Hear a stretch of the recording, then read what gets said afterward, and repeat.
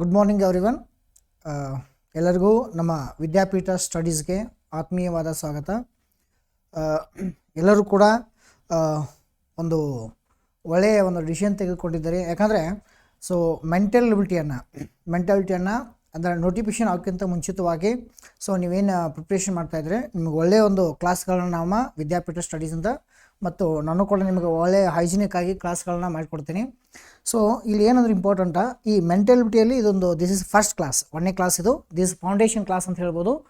Foundation ಕ್ಲಾಸಲ್ಲಿ ನಿಮಗೆ ಇವತ್ತಿನ ಕ್ಲಾಸಲ್ಲಿ ಏನು ಮಾಡ್ತದೆ ಅಂದರೆ ನಾವು ಏನು ಕಲಿಬೇಕು, ಮೆಂಟಾಲಿಟಿಯಲ್ಲಿ ಯಾವ ಥರ ನಾವು ಒಂದು ಸಿಲೆಬಸ್ ಇದೆ, ಸಿಲೆಬಸ್ ಬಗ್ಗೆ ನೋಡ್ತಾ ಹೋಗೋಣ. ಅದರ ಜೊತೆಗೆ ಸಿಲೆಬಸ್ ಜೊತೆಗೆ ಮತ್ತು ಯಾವ ಕಾನ್ಸೆಪ್ಟನ್ನು ಕಲಿಬೇಕು, ಆಮೇಲೆ ಆ ಕಾನ್ಸೆಪ್ಟ್ ಜೊತೆಗೆ ಒಂದು ಯಾವ ಥರ ಬೇಸಿಕ್ಸನ್ನು ನಮಗೆ ಇವತ್ತಿನ ಕ್ಲಾಸಲ್ಲಿ ನೋಡ್ಕೋಬೇಕು ಅನ್ನೋದು ವಿಚಾರನ ಇವತ್ತಿನ ಕ್ಲಾಸಲ್ಲಿ ನಾನು ಮಾತಾಡ್ತಾ ಬರ್ತೀನಿ. ಈಗ ಮೆಂಟಾಲಿಟಿ ಅಂದರೆ ನಿಮಗಿಲ್ಲಿ ಕ್ವಾಂಟಿಟೇಟಿವ್ ಅಪ್ಟಿಟ್ಯೂಡ್ ಮತ್ತು ರೀಸನಿಂಗ್ ಅಂತ ಏನು ಕಾನ್ಸೆಪ್ಟ್ ಇದೆಯಲ್ಲ, ನಿಮ್ಮ ನಮ್ಮ ಸ್ಟೇಟ್ ಗೌರ್ಮೆಂಟ್, ನಮ್ಮ KPSC ಆಗಿರ್ಬೋದು, ಆಮೇಲೆ KE ಆಗಿರ್ಬೋದು, ಅದರ್ ಡಿಪಾರ್ಟ್ಮೆಂಟ್ಸ್ ಏನಿದಾವಲ್ಲ, ಎಲ್ಲ ಎಕ್ಸಾಮ್ಗಳಲ್ಲಿ ಅನುಕೂಲವಾಗುವಂಥ ಅಂದರೆ ಎಲ್ಲ ಎಕ್ಸಾಮ್ದಲ್ಲಿ ಬರುವಂಥ ಪ್ರಶ್ನೆಗಳನ್ನು ಇವತ್ತಿನ ಕ್ಲಾಸಲ್ಲಿ ಅದರ ಸಿಲೆಬಸ್ಸನ್ನು ನಾನು ನೀಟಾಗಿ ಕೊಟ್ಟಿದ್ದೀನಿ. ಅದರದ್ದು ತಕ್ಕಂಗೆ ಪ್ರಶ್ನೆಗಳನ್ನು ನಾನು ನೋಡ್ತಾ ಬರೋಣ. ಅದ್ರ ಜೊತೆಗೆ ನಿಮಗೆ ವಿಶೇಷವಾಗಿ ಒಂದೊಂದು ಚಾಪ್ಟರ್ ಮುಗಿದ ತಕ್ಷಣ ಒಂದು ಕ್ಲಾಸ್ ಏನರ ನಿಮ್ಗೆ, ಈಗ for example time and work ಅಂತೇಳಿ ಒಂದು ಯಾವುದೋ ಚಾಪ್ಟರ್ ತೊಗೊಂಡ್ರೆ ಅದ್ರ ಮೇಲೆ ಒಂದು 15ರಿಂದ 16 ಟೈಪ್ಸನ್ನು ಹೇಳಿಕೊಟ್ಟು, ಆಮೇಲೆ ಅದಕ್ಕೆ ಒಂದು PDF ಏನಿದೆಲ್ಲ, ಆ PDF ಪ್ರಾಕ್ಟೀಸ್ ಕ್ವಶನ್ ಕೂಡ ಕೊಟ್ಟಿರ್ತಾನೆ. ನಿಮ್ಗೆ ಅಲ್ಲಿ ಆ್ಯಪ್ದಲ್ಲಿ ಕೂಡ ನೀವು ಏನು ಮಾಡ್ಬೋದು, ಅದನ್ನು ನೋಡ್ಬೋದು. ಮತ್ತು ಈ ಐಫೋನ್ ಯೂಸರ್ಸ್ ಆಗಿರ್ಬೋದು ಅಥವಾ ಲ್ಯಾಪ್ಟಾಪ್ ಅಥವಾ ನೀವು ಡೆಸ್ಕ್ಟಾಪ್ದಲ್ಲಿ ನೋಡೋದಾದ್ರೂ ಕೂಡ ನೀವು ಅಲ್ಲಿ ಅದೊಂದು ಲಿಂಕ್ ಇದೆ, ನಿಮಗೆ ಅದೊಂದು ಲಿಂಕ್ ಕಳಿಸ್ತೀನಿ. ಅದನ್ನು ಕೂಡ ನೀವು ಆ್ಯಪ್ದಲ್ಲಿ ಕೂಡ ಅದನ್ನು ವಾಚ್ ಮಾಡ್ಬೋದು. ಎಲ್ಲರೂ ಕೂಡ ಇದೇ ಮಾಹಿತಿಯನ್ನು ನಿಮ್ಮ ಫ್ರೆಂಡ್ಸ್ ಸರ್ಕಲ್ ಕೂಡ ಈ ಮಾಹಿತಿಯನ್ನು ತಿಳಿಸಿ ಒಳ್ಳೆ ಕ್ಲಾಸ್ಗಳನ್ನ ಮಾಡಿಕೊಡ್ತೀವಿ. ಫೌಂಡೇಶನ್ ಕ್ಲಾಸಲ್ಲಿ ನಿಮ್ಗೆ ಏನು ಕಲಿಸ್ತೀವಿ ಅಂದರೆ ಸಿಲೆಬಸ್ ಬಗ್ಗೆ ನೋಡೋಣ. ಫಸ್ಟು ನಿಮಗೇನು ಸಿಲೆಬಸ್ ಆಲ್ರೆಡಿ ನಿಮ್ಗೆ ಗೊತ್ತಿದೆ, ಸಿಲೆಬಸ್ ಯಾವ ಥರ ಇದೆ ಏನಿದೆ ಅಂತೇಳಿ. ಆಮೇಲೆ ಬೇಸಿಕ್ಕಾಗಿ ಏನು ಕಲಿಬೇಕಂತ ನೋಡ್ತಾ ಹೋಗೋಣ. ಓಕೆ, ಎಲ್ಲರೂ ಕೂಡ ಕಾನ್ಸಂಟ್ರೇಟ್ ಮಾಡಿರಿ. ಈಗ ಫಸ್ಟ್ ಬಂದುಬಿಟ್ಟು ನಾವು ಸಿಲೆಬಸ್ ಬಗ್ಗೆ ಹೋಗೋಣ. ಆ ಸಿಲೆಬಸ್ಸಲ್ಲಿ ನಿಮಗೇನಿದೆ ಅಂದರೆ ಫಸ್ಟು ಒಂದು ಪಾರ್ಟ್ 1 ಅಂತೇಳಿ. ನಾನು ಸಿಲೆಬಸ್ಸಲ್ಲಿ ಅದನ್ನು ಎಕ್ಸ್ಚೇಂಜ್ ಮಾಡಿದ್ದೇನೆ. ಪಾರ್ಟ್ 1 ಅಂತೇಳಿ ಕ್ವಾಂಟಿಟೇಟಿವ್ ಅಪ್ಟಿಟ್ಯೂಡ್ ಅಂತ ಕೊಟ್ಟಿದ್ದೀನಿ, ಇದು ಪಾರ್ಟ್ 2 ಅಂತೇಳಿ. ಜಸ್ಟ್ ನೀವು ಅಲ್ಲಿ ಸ್ವಲ್ಪ ಚೆಕ್ ಮಾಡ್ಕೊಳ್ಳಿ. ಈಗ ಇಲ್ಲಿ ನಿಮಗೆ ಫಸ್ಟ್ ರೀಸನಿಂಗ್ದಲ್ಲಿ ನಂಬರ್ ಸೀರೀಸ್ ಅಂತ ಇದೆ ನೋಡಿ. ರೀಸನಿಂಗ್ದಲ್ಲಿ ನಂಬರ್ ಸೀರೀಸ್ ಈ ಚಾಪ್ಟರ್ ಕೂಡ ಏನಿದೆ ಅಂದರೆ ಇಂಪಾರ್ಟೆಂಟ್ ಇದೆ, ನಂಬರ್ ಸೀರೀಸ್ ಅಂತೇಳಿ. ನಂಬರ್ ಸೀರೀಸ್ ಅಂತೇಳಿ ಈ ಚಾಪ್ಟರ್ದಲ್ಲಿ ನಿಮಗೆ ನಂಬರ್ ಸೀರೀಸ್ ಬಗ್ಗೆ ಪ್ರಶ್ನೆಗಳನ್ನು ಕೇಳ್ತಾನೆ. ಫಾರ್ ಎಕ್ಸಾಂಪಲ್ ನಮಗೆ KE ಡಿಪಾರ್ಟ್ಮೆಂಟಲ್ಲಿ ಕೂಡ 1 ಅಥವಾ 2 ಪ್ರಶ್ನೆಗಳು ಬರ್ಬೋದು. ಅದ್ರ ಜೊತೆಗೆ ನಮಗೆ ನಂತರದಲ್ಲಿ ಈ KPSC ಡಿಪಾರ್ಟ್ಮೆಂಟ್ ಆಗಿರ್ಬೋದು, ಅದರ್ಸ್ ಡಿಪಾರ್ಟ್ಮೆಂಟ್ದಲ್ಲಿ ಕೂಡ ಪ್ರಶ್ನೆಗಳು ಕೇಳ್ತಾನೆ. ಮತ್ತು ನಿಮಗೆ KE ಎಕ್ಸಾಮ್ಸ್ ಪ್ಯಾಟ್ರನ್ ಯಾವ ಥರ ಇದೆಯಲ್ಲ ಅದೇ ಥರ ಇಲ್ಲಿ ನಿಮ್ಮ ಕ್ಲಾಸ್ಗಳನ್ನ ನಾನು ಮಾಡಿಕೊಡ್ತೀನಿ. ನಿಮಗೆ ಪ್ರತಿಯೊಂದು ಕೂಡ ನಿಮ್ಗೆ ಹೈಜಿನಿಕ್ ಆಗಿ ಕ್ಲಾಸ್ಗಳಿರ್ತವೆ. ಮತ್ತು ನೀವು ಡೌಟ್ಸ್ಗಳನ್ನು ನೀವು ಕೇಳ್ಬೋದು. ಅದ್ರ ಜೊತೆಗೆ ನಿಮ್ಗೇನ ಡೌಟ್ಸ್ ಇದ್ರೂ ಕೂಡ ನಮ್ಮ ಆಫೀಸ್ ನಂಬರ್ ಇದೆ, ಅದು ಕಾಲ್ ಮಾಡ್ಬೋದು. ಪ್ರತಿಯೊಬ್ಬರು ಕೂಡ ನಿಮ್ಗೆ ಏನೇನು ಡೌಟ್ಸ್ ಇರ್ತಾವೆ ಎಲ್ಲ ಕೇಳೋದು ಬರ್ರಿ. ಆಮೇಲೆ ಪ್ರಾಕ್ಟೀಸ್ ಕ್ವಶನು ಕೊಟ್ಟಿರ್ತಾನೆ, ಅದನ್ನು ಕೂಡ ನೀವು ಗಮನಿಸ್ಬೋದು. ಈಗ ನಂಬರ್ ಸೀರೀಸ್ ಅಂತ ಬರುತ್ತೆ. ಈ ನಂಬರ್ ಸೀರೀಸಲ್ಲಿ ನಾವು ಏನೇನು ಕಲಿಬೇಕು ಅದು ಟಾಪಿಕ್ ವೈಸ್ ಬಂದಾಗ ಅದ್ರ ಬೇಸಿಕಾಗಿ ಹೇಳ್ಕೊಡ್ತಾನೆ. ಇಲ್ಲೂ ಕೂಡ ನಿಮ್ಗೆ ಗಮನಿಸ್ತಾನೆ. ಈ ನಂಬರ್ ಸೀರೀಸ್ ಅಂತ ಬಂದಾಗ ನಂಬರ್ ಸೀರೀಸಲ್ಲಿ ನಾವು ಫಸ್ಟ್ ಏನು ಕಲಿಬೇಕಂದಾಗ ಫಸ್ಟ್ ನಾವು ಒಂದು ಸ್ಕ್ವೇರ್ ಮತ್ತು ಸ್ಕ್ವೇರ್ ರೂಟನ್ನು ಕಲಿಬೇಕು. ಆಯಿತಾ? ಸ್ಕ್ವೇರ್ಸ್ ಮತ್ತು ಸ್ಕ್ವೇರ್ ರೂಟನ್ನು ಕಲಿಬೇಕು. ಅದ್ರ ಜೊತೆಗೆ ಇವನ್ ನಂಬರ್, ಆಡ್ ನಂಬರ್ ಮತ್ತು ಪ್ರೈಮ್ ನಂಬರ್ ಅಂದರೆ ಸಮ ಸಂಖ್ಯೆ, ಬೆಸ ಸಂಖ್ಯೆ ಮತ್ತು ಅವಿಭಾಜ್ಯ ಸಂಖ್ಯೆಗಳನ್ನು ಕೂಡ ಕಲಿಬೇಕು. ಅದ್ರ ಬಗ್ಗೆ ಆಮೇಲೆ ನಾನು ಮಾತಾಡ್ತೇನೆ. ಇದ್ರ ಬಗ್ಗೆ ಬೇಸಿಕ್ ಏನು ಕಲಿಬೇಕು ಅದು ಸ್ಟಾರ್ಟಿಂಗ್ ನೀವು ನಾಳೆ ಕ್ಲಾಸ್ನಾಗ ಏನು ರೆಡಿಯಾಗಿ ಬರಬೇಕು ಅನ್ನೋದು ನಾನು ನಿಮ್ಗೆ ಕ್ಲಿಯರಾಗಿ ಹೇಳ್ತೀನಿ. ನಂಬರ್ ಸೀರೀಸಲ್ಲಿ ನಮಗೆ ಇಂಪಾರ್ಟೆಂಟ್ ಏನಂದರೆ ಸಿರೀಸ್ ಪ್ರಶ್ನೆ ಕೇಳ್ತಾನೆ. ಒಂದು ಎಡಿಷನ್ ಮೇಲೆ ಪ್ರಶ್ನೆ ಕೇಳ್ಬೋದು, ಅಂದರೆ ಕೂಡಿಸೋದ್ರ ಮೇಲೆ ಪ್ರಶ್ನೆ ಬರ್ಬೋದು. ಆಮೇಲೆ ನಮಗೆ ಸಬ್ಸ್ಟ್ರಾಕ್ಷನ್ ಮೇಲೆ ಪ್ರಶ್ನೆ ಬರ್ಬೋದು. ಅದ್ರ ಜೊತೆಗೆ ಮಲ್ಟಿಪ್ಲಿಕೇಶನ್ ಮೇಲೆ ಪ್ರಶ್ನೆ ಬರ್ಬೋದು. ಆಮೇಲೆ ಡಿವಿಷನ್ ಮೇಲೆ ಪ್ರಶ್ನೆ ಬರ್ಬೋದು. ಆಮೇಲೆ ಸ್ಕ್ವೇರ್ಸ್ ಬಗ್ಗೆ ಪ್ರಶ್ನೆ ಬರ್ಬೋದು. ಆಮೇಲೆ ಕ್ಯೂಬ್ಸ್ ಬಗ್ಗೆ ಪ್ರಶ್ನೆ ಬರ್ಬೋದು. ಆಯಿತಾ? ಇದೆಲ್ಲ ಡಿಫ್ರೆಂಟ್ ಟೈಪ್ಸಲ್ಲಿ ನಂಬರ್ ಸೀರೀಸ್ ಮೇಲೆ ಪ್ರಶ್ನೆ ಕೇಳ್ತಾನೆ. ಅದಕ್ಕೆ ನಂಬರ್ ಸೀರೀಸಲ್ಲಿ ಕೂಡ ಏನು ಮಾಡಬೇಕು, ನೀಟಾಗಿ ಕಾನ್ಸೆಪ್ಟನ್ನು ಅರ್ಥ ಮಾಡಿಕೊಂಡು ಆಮೇಲೆ ನಿಮಗೆ ಪ್ರತಿಯೊಂದು ಟೈಪ್ 1, ಟೈಪ್ 2, ಟೈಪ್ 3, ಟೈಪ್ 4 ಅಂತೇಳಿ ಡಿಫ್ರೆಂಟ್ ಟೈಪ್ಸು ಮತ್ತು ಹಳೆಯ ಪ್ರಶ್ನೆ ಪತ್ರಿಕೆಯಲ್ಲಿ ಏನೇನು ಕೇಳಲ್ಲ, ಪ್ರೀವಿಯಸ್ ಇಯರ್ ಕ್ವಶನ್ ಪೇಪರ್ದಲ್ಲಿ ಏನು ಕೇಳಿದ್ರಲ್ಲ ಅದು ಕೂಡ ಇಲ್ಲಿ ನಾನು ನಿಮಗೆ ಕ್ಲಾಸಲ್ಲಿ ಕಾನ್ಸಂಟ್ರೇಟ್ ಮಾಡ್ತೀನಿ. ಅದ್ರ ಜೊತೆಗೆ ಇನ್ನು ನಮ್ಗೆ ನೆಕ್ಸ್ಟ್ ಬರ್ತಕ್ಕಂಥ ಒಂದು 2ನೇ ಅಧ್ಯಾಯ 2ನೇ ಚಾಪ್ಟರ್ ಯಾವುದು ಅಂತ ಕೊಟ್ಟಾಗ ಬಿಟ್ಟು ಹೋದ ಸಂಖ್ಯೆಗಳಂತ ಇದೆ. ಬಿಟ್ಟು ಹೋದ ಸಂಖ್ಯೆಗಳು ಮಿಸ್ಸಿಂಗ್ ನಂಬರ್ಸ್ ಅಂತ ಇದೆ. ಮಿಸ್ಸಿಂಗ್ ನಂಬರ್ದಲ್ಲೂ ಕೂಡ ಅದೇ ಥರ. ಮಿಸ್ಸಿಂಗ್ ನಂಬರ್ಸ್ ಅಂದರೆ ಈಗ ಏನು ಮಾಡ್ತಾರೆ, ಇದು ನಂಬರ್ ಸಿರೀಸ್ ರಿಲೇಟೆಡ್ ಇರ್ತಕ್ಕಂಥ ಚಾಪ್ಟರ್. ಈ ನಂಬರ್ ಸಿರೀಸ್ ಎಲ್ಲ ಆ ನಂಬರ್ ಸಿರೀಸ್ ರಿಲೇಟೆಡ್ ಇರ್ತಕ್ಕಂಥ ಮತ್ತೊಂದು ಅಧ್ಯಾಯ ಯಾವುದು ಅಂದರೆ ಮಿಸ್ಸಿಂಗ್ ನಂಬರ್ ಅಂತೇಳಿ ನಿಮಗೆ ಒಂದು ಬಾಕ್ಸ್ ಕೊಟ್ಟಿರ್ತಾನೆ. ಲಾಸ್ಟ್ ಟೈಮ್ ಈ KE ಎಕ್ಸಾಮ್ಸಲ್ಲಿ FDAದಲ್ಲಿ ಬಂದಿತ್ತು ನೋಡಿ ಕ್ವಶನ್ಸ್. ಲಾಸ್ಟ್ ಟೈಮ್ ಅಂದರೆ 2026 FDA ಎಕ್ಸಾಮ್ದಲ್ಲಿ ಏನಾಗಿತ್ತು ಅಂದರೆ ಈ ಒಂದು ಮಿಸ್ಸಿಂಗ್ ನಂಬರ್ ಮೇಲೆ ಬಂದಿತ್ತು. ಅದು ಈಗ ಏನು ಕೇಳಿಲ್ಲ ಇದನ್ನು ಎಲ್ಲಿಂದ ಕಾಪಿ ಮಾಡ್ಯಾನ, ಎಲ್ಲಿಂದ ಕ್ವಶನ್ಸ್ ಬಂದಿದೆ ಅಂದರೆ FDA 2018 ಒಂದು KPSC ಎಕ್ಸಾಮ್ಸಲ್ಲಿ ಬಂದಿರುವ ಪ್ಯಾಟ್ರನ್ ರಿಲೇಟೆಡ್ ಪ್ರಶ್ನೆ ಅಲ್ಲಿ ಬಂದಿದೆ. ಅದನ್ನು ನಿಮಗೆ ಹೇಳ್ತೇನೆ ಯಾವ ಥರ ಅಲ್ಲಿ ಆ ಟಾಪಿಕ್ ಬಂದಾಗ ಈ ಹಳೆಯ ಪ್ರಶ್ನೆ ಪತ್ರಿಕೆಯಲ್ಲಿ ಹೆಂಗೆ ಬಂದಿತ್ತು, ಆಮೇಲೆ ಈಗ ಹೆಂಗೆ ಬಂದಿತ್ತು ಎಲ್ಲ ಡೀಟೇಲಾಗಿ ನಾನು ಮಾತಾಡ್ತಾ ಬರ್ತೀನಿ. ಮಿಸ್ಸಿಂಗ್ ನಂಬರ್ ಅಂತೇಳಿ ಮಿಸ್ಸಿಂಗ್ ನಂಬರ್ ಬಗ್ಗೆನೂ ಸೊ ನೀವು ಸ್ಟಡಿ ಮಾಡಬೇಕು. ಮಿಸ್ಸಿಂಗ್ ನಂಬರ್ ಮೇಲೆ ನಿಮ್ಗೆ ಯಾವಾಗಲೂ ಒಮ್ಮೆ ಪ್ರಶ್ನೆ ಕೇಳ್ತಾನೆ, ರೆಗ್ಯುಲರಾಗಿ ಏನು ಪ್ರಶ್ನೆ ಕೇಳಲ್ಲ. ಸೊ ಯಾವಾಗಲೂ 1 ಅಥವಾ 2 ಪ್ರಶ್ನೆಗಳು ನಿಮಗೆ ಎಕ್ಸಾಮ್ದಾಗ ಬರ್ತಾವೆ. ರೆಗ್ಯುಲರಾಗಿ ಏನಿಲ್ಲ, ರೆಗ್ಯುಲರಾಗಿ 30 ಚಾಪ್ಟರ್ನ ನೀವು ಪರ್ಫೆಕ್ಟ್ ಮಾಡ್ಕೊಂಡ್ರೆ ಸೊ 100% ಆಗಿ ನೀವು ನೀಟಾಗಿ ಕಾನ್ಸೆಪ್ಟ್ಗಳನ್ನೆಲ್ಲ ಅರ್ಥ ಮಾಡ್ಕೋಬೋದು. ಇದು ಒಂದು ಇಂಪಾರ್ಟೆಂಟ್ ನಿಮಗೆ ಚಾಪ್ಟರ್ ಅಂತ ಹೇಳ್ಬೋದು ಕೂಡ ಈ ನಂಬರ್ ಸೀರೀಸ್. ಈ ನಂಬರ್ ಸೀರೀಸ್ ಅಂದರೆ ಇಂಪಾರ್ಟೆಂಟ್, ವೆರಿ ವೆರಿ ಇಂಪಾರ್ಟೆಂಟ್. ಯಾಕೆ ಇಂಪಾರ್ಟೆಂಟ್ ಅಂದರೆ ಪ್ರತಿ ಎಕ್ಸಾಮ್ದಲ್ಲೂ ಕೂಡ ಒಂದು ಪ್ರಶ್ನೆ ಇದ್ದೇ ಇರುತ್ತೆ. ನೀವು ಕೂಡ ಗೊತ್ತಿರ್ಬೋದು, ನೀವೆಲ್ಲ ಸಾಕಷ್ಟು ಈ ಎಕ್ಸ್ಪೀರಿಯನ್ಸ್ ಕ್ಯಾಂಡಿಡೇಟ್ ಇರ್ತೀರಿ ಅಥವಾ ನಿಮಗೆಲ್ಲ ಗೊತ್ತಿರುತ್ತೆ. ಬಟ್ ನಂಬರ್ ಸೀರೀಸ್ ಬಗ್ಗೆ ಪ್ರಶ್ನೆ ಬರ್ತಾವೆ. ಈಗ ನಮ್ಗೆ ನಂಬರ್ ಸೀರೀಸ್ ಆಯಿತು, ಮಿಸ್ಸಿಂಗ್ ನಂಬರ್ ಆಯಿತು, ಇಷ್ಟು ಕ್ಲೀನಾಗಿ ಅರ್ಥ ಆಯ್ತಾ. ಸೊ ಈಗ 3ನೇ ಅಧ್ಯಾಯವಾದ ಬಂದಾಗ ನಮಗೆ ಯಾವ್ದು ಬರುತ್ತೆ ಅಂದರೆ ಕೋಡಿಂಗ್ ಆ್ಯಂಡ್ ಡಿಕೋಡಿಂಗ್ ಅಂತ ಬರುತ್ತೆ. ಸೊ ಕೋಡಿಂಗ್ ಮತ್ತು ಡಿಕೋಡಿಂಗ್ ಅಂದರೆ ಇಲ್ಲಿ ನಿಮಗೆ ಇಂಗ್ಲೀಷ್ ಅಲ್ಫಾಬೆಟ್ಸ್ ಮೇಲೆ ಇರ್ತಕ್ಕಂಥ ಇಂಗ್ಲೀಷ್ ಅಲ್ಫಾಬೆಟ್ಸ್ ಇದೆಲ್ಲ. ಸೊ ಇಂಗ್ಲೀಷ್ ಅಲ್ಫಾಬೆಟ್ಸ್ ಮೇಲೆ ಇರ್ತಕ್ಕಂಥ ಕಾನ್ಸೆಪ್ಟ್ ಬಗ್ಗೆ ಕೇಳ್ತಾನೆ. ಈಗ ನೋಡ್ರಿ, ಇಂಗ್ಲೀಷ್ ಅಲ್ಫಾಬೆಟ್ಸ್ಗಳು ಎಷ್ಟು ಅಂದ್ಕೊಂಡು 26 ಬರ್ತಾವೆ. ಆ 26 ಬಗ್ಗೆನೂ ಕೇಳ್ಬೋದು. ಆಮೇಲೆ ಅದರಲ್ಲಿ ನಾವು 2 ಪಾರ್ಟ್ ಮಾಡ್ತೀವಿ, ಒಂದು ಓವೆಲ್ಸ್ ಅಂತ ಮಾಡ್ತೀವಿ, ಇನ್ನೊಂದು ಕಾನ್ಸೋನೆಂಟ್ಸ್ ಅಂತ ಮಾಡ್ತೀವಿ. ಸೊ ಓವೆಲ್ಸ್ ಅಂದರೆ 5 ಬರ್ತವೆ, AEIOU, ಆ ಬೇಸ್ ಮೇಲೆ ಕೇಳ್ಬೋದು. ಅದ್ರ ಜೊತೆಗೆ ನಿಮ್ಗೆ ಕಾನ್ಸೋನೆಂಟ್ಸ್ ಅಂತ ಬರುತ್ತೆ, ಕಾನ್ಸೋನೆಂಟ್ಸ್ ಮೇಲೆಗೂ ಪ್ರಶ್ನೆ ಕೇಳ್ಬೋದು. ಅದ್ರ ಜೊತೆಗೆ A ಅಂದ್ರೆ 1, B ಅಂದ್ರೆ 2, C ಅಂದ್ರೆ 3, D ಅಂದ್ರೆ 4, ಹಿಂಗೆ ಅವುಗಳ ನಂಬರ್ ಇರ್ತೈತಿ. ಆ ಟಾಪಿಕ್ ಬಂದಾಗ ಅದ್ರ ಡಿಟೇಲಾಗಿ ಎಲ್ಲ ಕಾನ್ಸೆಪ್ಟು ನಿಮಗೆ ಮೊದಲು ಅರ್ಧ ಗಂಟೆ, ಸೊ ಯಾವುದೇ ಟಾಪಿಕ್ ಸ್ಟಾರ್ಟ್ ಮಾಡೋಕ್ಕಿಂತ ಮುಂಚಿತವಾಗಿ ಸೊ ಅದ್ರ ಬಗ್ಗೆ ಡಿಟೇಲ್ ಮಾಹಿತಿಯನ್ನು ಕೊಡ್ತಾ ಬರ್ತೀನಿ. ಸೊ ಅಷ್ಟನ್ನ ಅರ್ಥ ಮಾಡ್ಕೊಳ್ಳಿ. ಇದು ಒಂದು ಕೋಡಿಂಗ್ ಆ್ಯಂಡ್ ಡಿಕೋಡಿಂಗ್ ಅಂತ ಬರುತ್ತೆ. ಅದ್ರ ಜೊತೆಗೆ ನೆಕ್ಸ್ಟ್ ನಮಗೆ ಟಾಪಿಕ್ ಬರ್ತಕ್ಕಂಥದ್ದು ಯಾವುದಂದ್ರೆ ಸೊ ಕ್ಲಾಕ್ ಅಂತ ಬರುತ್ತೆ, ಗಡಿಯಾರ. ಸೊ ಈ ಗಡಿಯಾರ ಅಧ್ಯಾಯ ಏನಿದೆಯಲ್ಲ, ಈ ಗಡಿಯಾರ ಚಾಪ್ಟರ್ ಏನಿದೆಯಲ್ಲ ಕ್ಲಾಕ್, ಸೊ ಕ್ಲಾಕ್ ಬಗ್ಗೆ ಸಾಕಷ್ಟು ಪ್ರಶ್ನೆಗಳು ಕೊಡ್ತಾನೆ. ಅಂದರೆ ಕ್ಲಾಕ್ ಬಗ್ಗೆ ನಿಮಗೆ ಸಾಕಷ್ಟು ಟೈಪ್ಸು ಬರ್ತಾವೆ. ಆಮೇಲೆ ಈ ಕ್ಲಾಕ್ ಬಗ್ಗೆನೂ ಪ್ರಶ್ನೆಗಳು ಈ ರೀಸೆಂಟ್ ಇಯರ್ ಕ್ವಶನ್ ಪೇಪರ್ದಲ್ಲೂ ಬಂದಿದೆ. ಲಾಸ್ಟ್ KS ಫಿಲಿಮ್ಸಲ್ಲೂ ಕೂಡ ಬಂದಿದೆ ಪ್ರಶ್ನೆಗಳು ಕೂಡ. ಸೊ ಕ್ಲಾಕ್ದಲ್ಲಿ ಪ್ರಶ್ನೆ ಏನು ಕೇಳ್ಬೋದು ಅಂದರೆ, ಒಂದು ನಿಮಿಷದ ಬಗ್ಗೆ ಪ್ರಶ್ನೆ ಕೇಳ್ಬೋದು, ಗಂಟೆಗಳ ಬಗ್ಗೆ ಪ್ರಶ್ನೆ ಕೇಳ್ಬೋದು, ಆಮೇಲೆ ಗಂಟೆ ಮತ್ತು ನಿಮಿಷದ ಬಗ್ಗೆ ಪ್ರಶ್ನೆ ಕೇಳ್ಬೋದು. ಆಮೇಲೆ 2 ಮುಳುಗಳು ಒಂದರ ಮೇಲೆ ಒಂದು ಸಂಧಿಸಿದಾಗ ಸೊ ಅಲ್ಲೂ ಕೂಡ ಪ್ರಶ್ನೆ ಕೇಳ್ಬೋದು. ಆಮೇಲೆ 2 ಮುಳುಗಳು ಹಿಂಗೆ ಅಪೋಸಿಟ್ ಇದ್ದಾಗ, ಸರಳ ರೇಖೆಯಲ್ಲಿದ್ದಾಗ ಅದ್ರ ಬಗ್ಗೆನೂ ಪ್ರಶ್ನೆ ಕೇಳ್ಬೋದು. ಆಮೇಲೆ ರೈಟ್ ಆ್ಯಂಗಲ್ ಬಗ್ಗೆ ಪ್ರಶ್ನೆ ಕೇಳ್ಬೋದು, ಮಿರರ್ ಇಮೇಜ್ ಬಗ್ಗೆ ಪ್ರಶ್ನೆ ಕೇಳ್ಬೋದು, ಸೊ ವಾಟರ್ ಇಮೇಜ್ ಬಗ್ಗೆ ಪ್ರಶ್ನೆ ಕೇಳ್ಬೋದು. ಆಮೇಲೆ ನಿಮಗೆ ಈಗ ಒಂದೊಂದು ಟೈಮಿಂಗ್ ಕೊಟ್ಬಿಟ್ಟು ಆ ಟೈಮಿಂಗ್ ಬಗ್ಗೆ ಪ್ರಶ್ನೆ ಕೇಳ್ಬೋದು. ಡಿಫ್ರೆಂಟ್ ಎಂಗಲ್ದಿಂದ ಡಿಫ್ರೆಂಟ್ ಟೈಪ್ಸಿಂದ ಪ್ರಶ್ನೆಗಳು ಸೊ ಎಕ್ಸಾಮ್ದಲ್ಲಿ ಬರ್ತವೆ. ಅದನ್ನು ಕೂಡ ನೀವು ಕಾನ್ಸಂಟ್ರೇಟ್ ಮಾಡಿರಿ. ಇದು ಕ್ಲಾಕ್ ಟಾಪಿಕ್ ಕೂಡ ಇಂಪಾರ್ಟೆಂಟ್ ಇದೆ. ಸೊ ಕ್ಲಾಕ್ ಟಾಪಿಕ್ ಕೂಡ ನೀವು ಕ್ಲೀನಾಗಿ ಅರ್ಥ ಮಾಡ್ಕೋಬೇಕು. ಅದರ ಜೊತೆಗೆ ಸೊ ನೆಕ್ಸ್ಟ್ ಇರ್ತಕ್ಕಂಥದ್ದು ಯಾವುದು ಅಂದರೆ ಕ್ಯಾಲೆಂಡರ್ ಅಂತ ಬರುತ್ತೆ. ಸೊ ಕ್ಯಾಲೆಂಡರ್ ಅಧ್ಯಾಯ, ಸೊ ಕ್ಯಾಲೆಂಡರ್ ಚಾಪ್ಟರ್ ಬಂದಾಗ ಸೊ ಕ್ಯಾಲೆಂಡರ್ದಲ್ಲಿ ಪ್ರಶ್ನೆಗಳು ಏನೇನು ಕೇಳ್ಬೋದು. ಕ್ಯಾಲೆಂಡರ್ ಅಂತ ಬಂದಾಗ ಈಗ ವರ್ಷ ಅಂತ ಕರಿತೀವಿ ನಾವು, ಇಯರ್ ಅಂತ ಕರಿತೀವಿ. ವರ್ಷ ಅಂತ ಕರೆದಾಗ ಇಯರ್ ಅಂತ ಕರೆದಾಗ ಆ ವರ್ಷದಲ್ಲಿ 2 ಭಾಗಗಳು. ಎಷ್ಟು? ಇಯರ್ದಲ್ಲಿ 2 ಟೈಪ್ಸ್, ಒಂದು ನಾರ್ಮಲ್ ಇಯರ್ ಅಂತ ಕರಿತೀವಿ, ಇನ್ನೊಂದು ಲೀಪ್ ಇಯರ್ ಅಂತ ಕರಿತೀವಿ, ಅಥವಾ ordinary year and leap year. ಸಾಮಾನ್ಯ ವರ್ಷ ಮತ್ತು ಅಧಿಕ ವರ್ಷ ಅಂತ ಕರಿತೀವಿ. ಸಾಮಾನ್ಯ ವರ್ಷ ಅಂದರೆ 365 ದಿನಗಳು, ಅಧಿಕ ವರ್ಷ ಅಂದರೆ 366 ದಿನಗಳು ಅಂತ ಬರುತ್ತೆ. ಈ ಸಾಮಾನ್ಯ ವರ್ಷ ಮತ್ತು ಅಧಿಕ ವರ್ಷದ ಮೇಲೂ ಪ್ರಶ್ನೆಗಳು ಕೇಳ್ಬೋದು. ಆಮೇಲೆ ಒಂದು ವರ್ಷ ಅಂದರೆ ಎಷ್ಟು ವಾರಗಳು? 52 ವಾರಗಳು. ಇಲ್ಲೂ ಕೂಡ ಪ್ರಶ್ನೆಗಳು ಏನೇನು ಬರ್ಬೋದು ಅಂದರೆ ನಿಮಗೆ ದಿನಗಳ ಮೇಲೆ ಪ್ರಶ್ನೆ ಕೇಳ್ಬೋದು. ಇಂದು ಸೋಮವಾರವಾದರೆ ಸೊ 65 ದಿನಗಳ ನಂತರ ಬರುವ ವಾರ ಅಂತ ಪ್ರಶ್ನೆ ಕೇಳ್ಬೋದು. ಆಮೇಲೆ ಡಿಫ್ರೆಂಟ್ ಆ್ಯಂಗಲ್ದಿಂದ ಒಂದು ದಿನಗಳ ಬಗ್ಗೆ ಪ್ರಶ್ನೆ ಕೇಳ್ಬೋದು.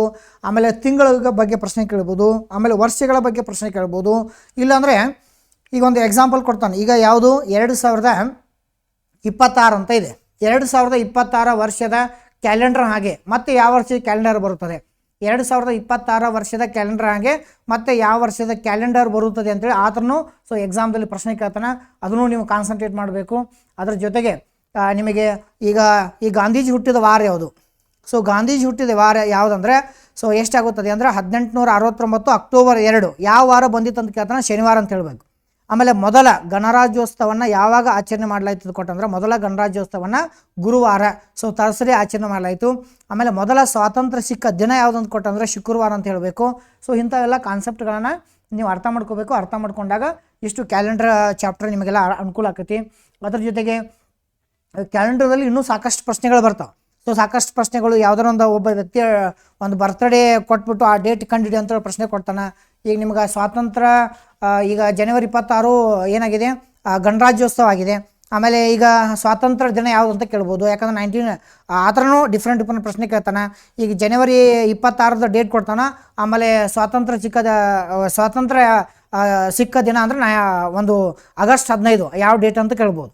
ಆಗಸ್ಟ್ 15 ನಾವು ಸ್ವಾತಂತ್ರ್ಯೋತ್ಸವನ ಆಚರಣೆ ಮಾಡ್ತೀವಿ, ಆ ಡೇಟ್ ಕೇಳ್ಬೋದು. ಹಿಂಗೆ ಡಿಫ್ರೆಂಟ್ ಒಂದು ತಿಂಗಳುಗಳ ಮೇಲೆ, ದಿನಗಳ ಮೇಲೆ, ಸೊ ವರ್ಷಗಳ ಮೇಲೆ ಹೀಗೆಲ್ಲ ಕಾನ್ಸೆಪ್ಟ್ಗಳನ್ನ ಕೇಳ್ತಾನೆ. ಸೊ ಅದನ್ನು ನೀಟಾಗಿ ಚೆಂದಾಗಿ ನಾವು ಕ್ಲೀನಾಗಿ ಕಲಿಬೇಕಷ್ಟೇ. ಕ್ಲಿಯರ್ ಆಯ್ತಾ? ಇದು ನಮಗೆ ಇಲ್ಲಿವರೆಗೆ ಕ್ಯಾಲೆಂಡರ್ ಬಗ್ಗೆ ಆಯಿತು. ಆಮೇಲೆ ಶ್ರೇಣಿ ಪರೀಕ್ಷೆ ಅಂತ ಬರುತ್ತೆ, ರ್ಯಾಂಕಿಂಗ್ ಟೆಸ್ಟ್ ಅಂತ ಕರಿತಾರೆ. ನೀವು ನೋಡಿರಿ, ರ್ಯಾಂಕ್ ಅಂದರೆ ಈಗ ಟಾಪಿಕದಲ್ಲಿನ ಕಾನ್ಸೆಪ್ಟ್ ಇದೆ. ರ್ಯಾಂಕ್ ಅಂತ ಕೇಳಿರಿ, ಶ್ರೇಣಿ ಅಂತ ಕರಿತೇವೆ. ನೀವು ಒಂದು ಪರೀಕ್ಷೆಯಲ್ಲಿ 10ನೇ ರ್ಯಾಂಕ್ ಬಂದಿದ್ದೀರಿ, 5ನೇ ರ್ಯಾಂಕ್ ಬಂದಿದ್ದೀರಿ, 1ನೇ ರ್ಯಾಂಕ್ ಬಂದಿದ್ದೀರಿ, 2ನೇ ರ್ಯಾಂಕ್ ಬಂದಿದ್ದೀರಿ, 3ನೇ ರ್ಯಾಂಕ್ ಬಂದಿದ್ದೀರಿ ಅಂತೇಳಿ ಸೊ ನಿಮಗೆ ಕೊಡ್ಬೋದು. ಹಾಗಾದರೆ ಈಗ ಒಂದು 50 ಜನ ಒಂದು ಕೊಟ್ಟಿರ್ತಾರೆ ರ್ಯಾಂಕ್ ವೈಸ್. ಆ 50 ಜನದಲ್ಲಿ ಮೇಲಿಂದ ಒಬ್ಬ ವ್ಯಕ್ತಿ 5ನೇ ಸ್ಥಾನದಾಗಿದ್ರೆ ಹಾಗಾದ್ರೆ ಕೆಳಗಡೆಯಿಂದ ಅವನ ಸ್ಥಾನ ಎಷ್ಟು ಅಂತ ಕೇಳ್ತಾರೆ.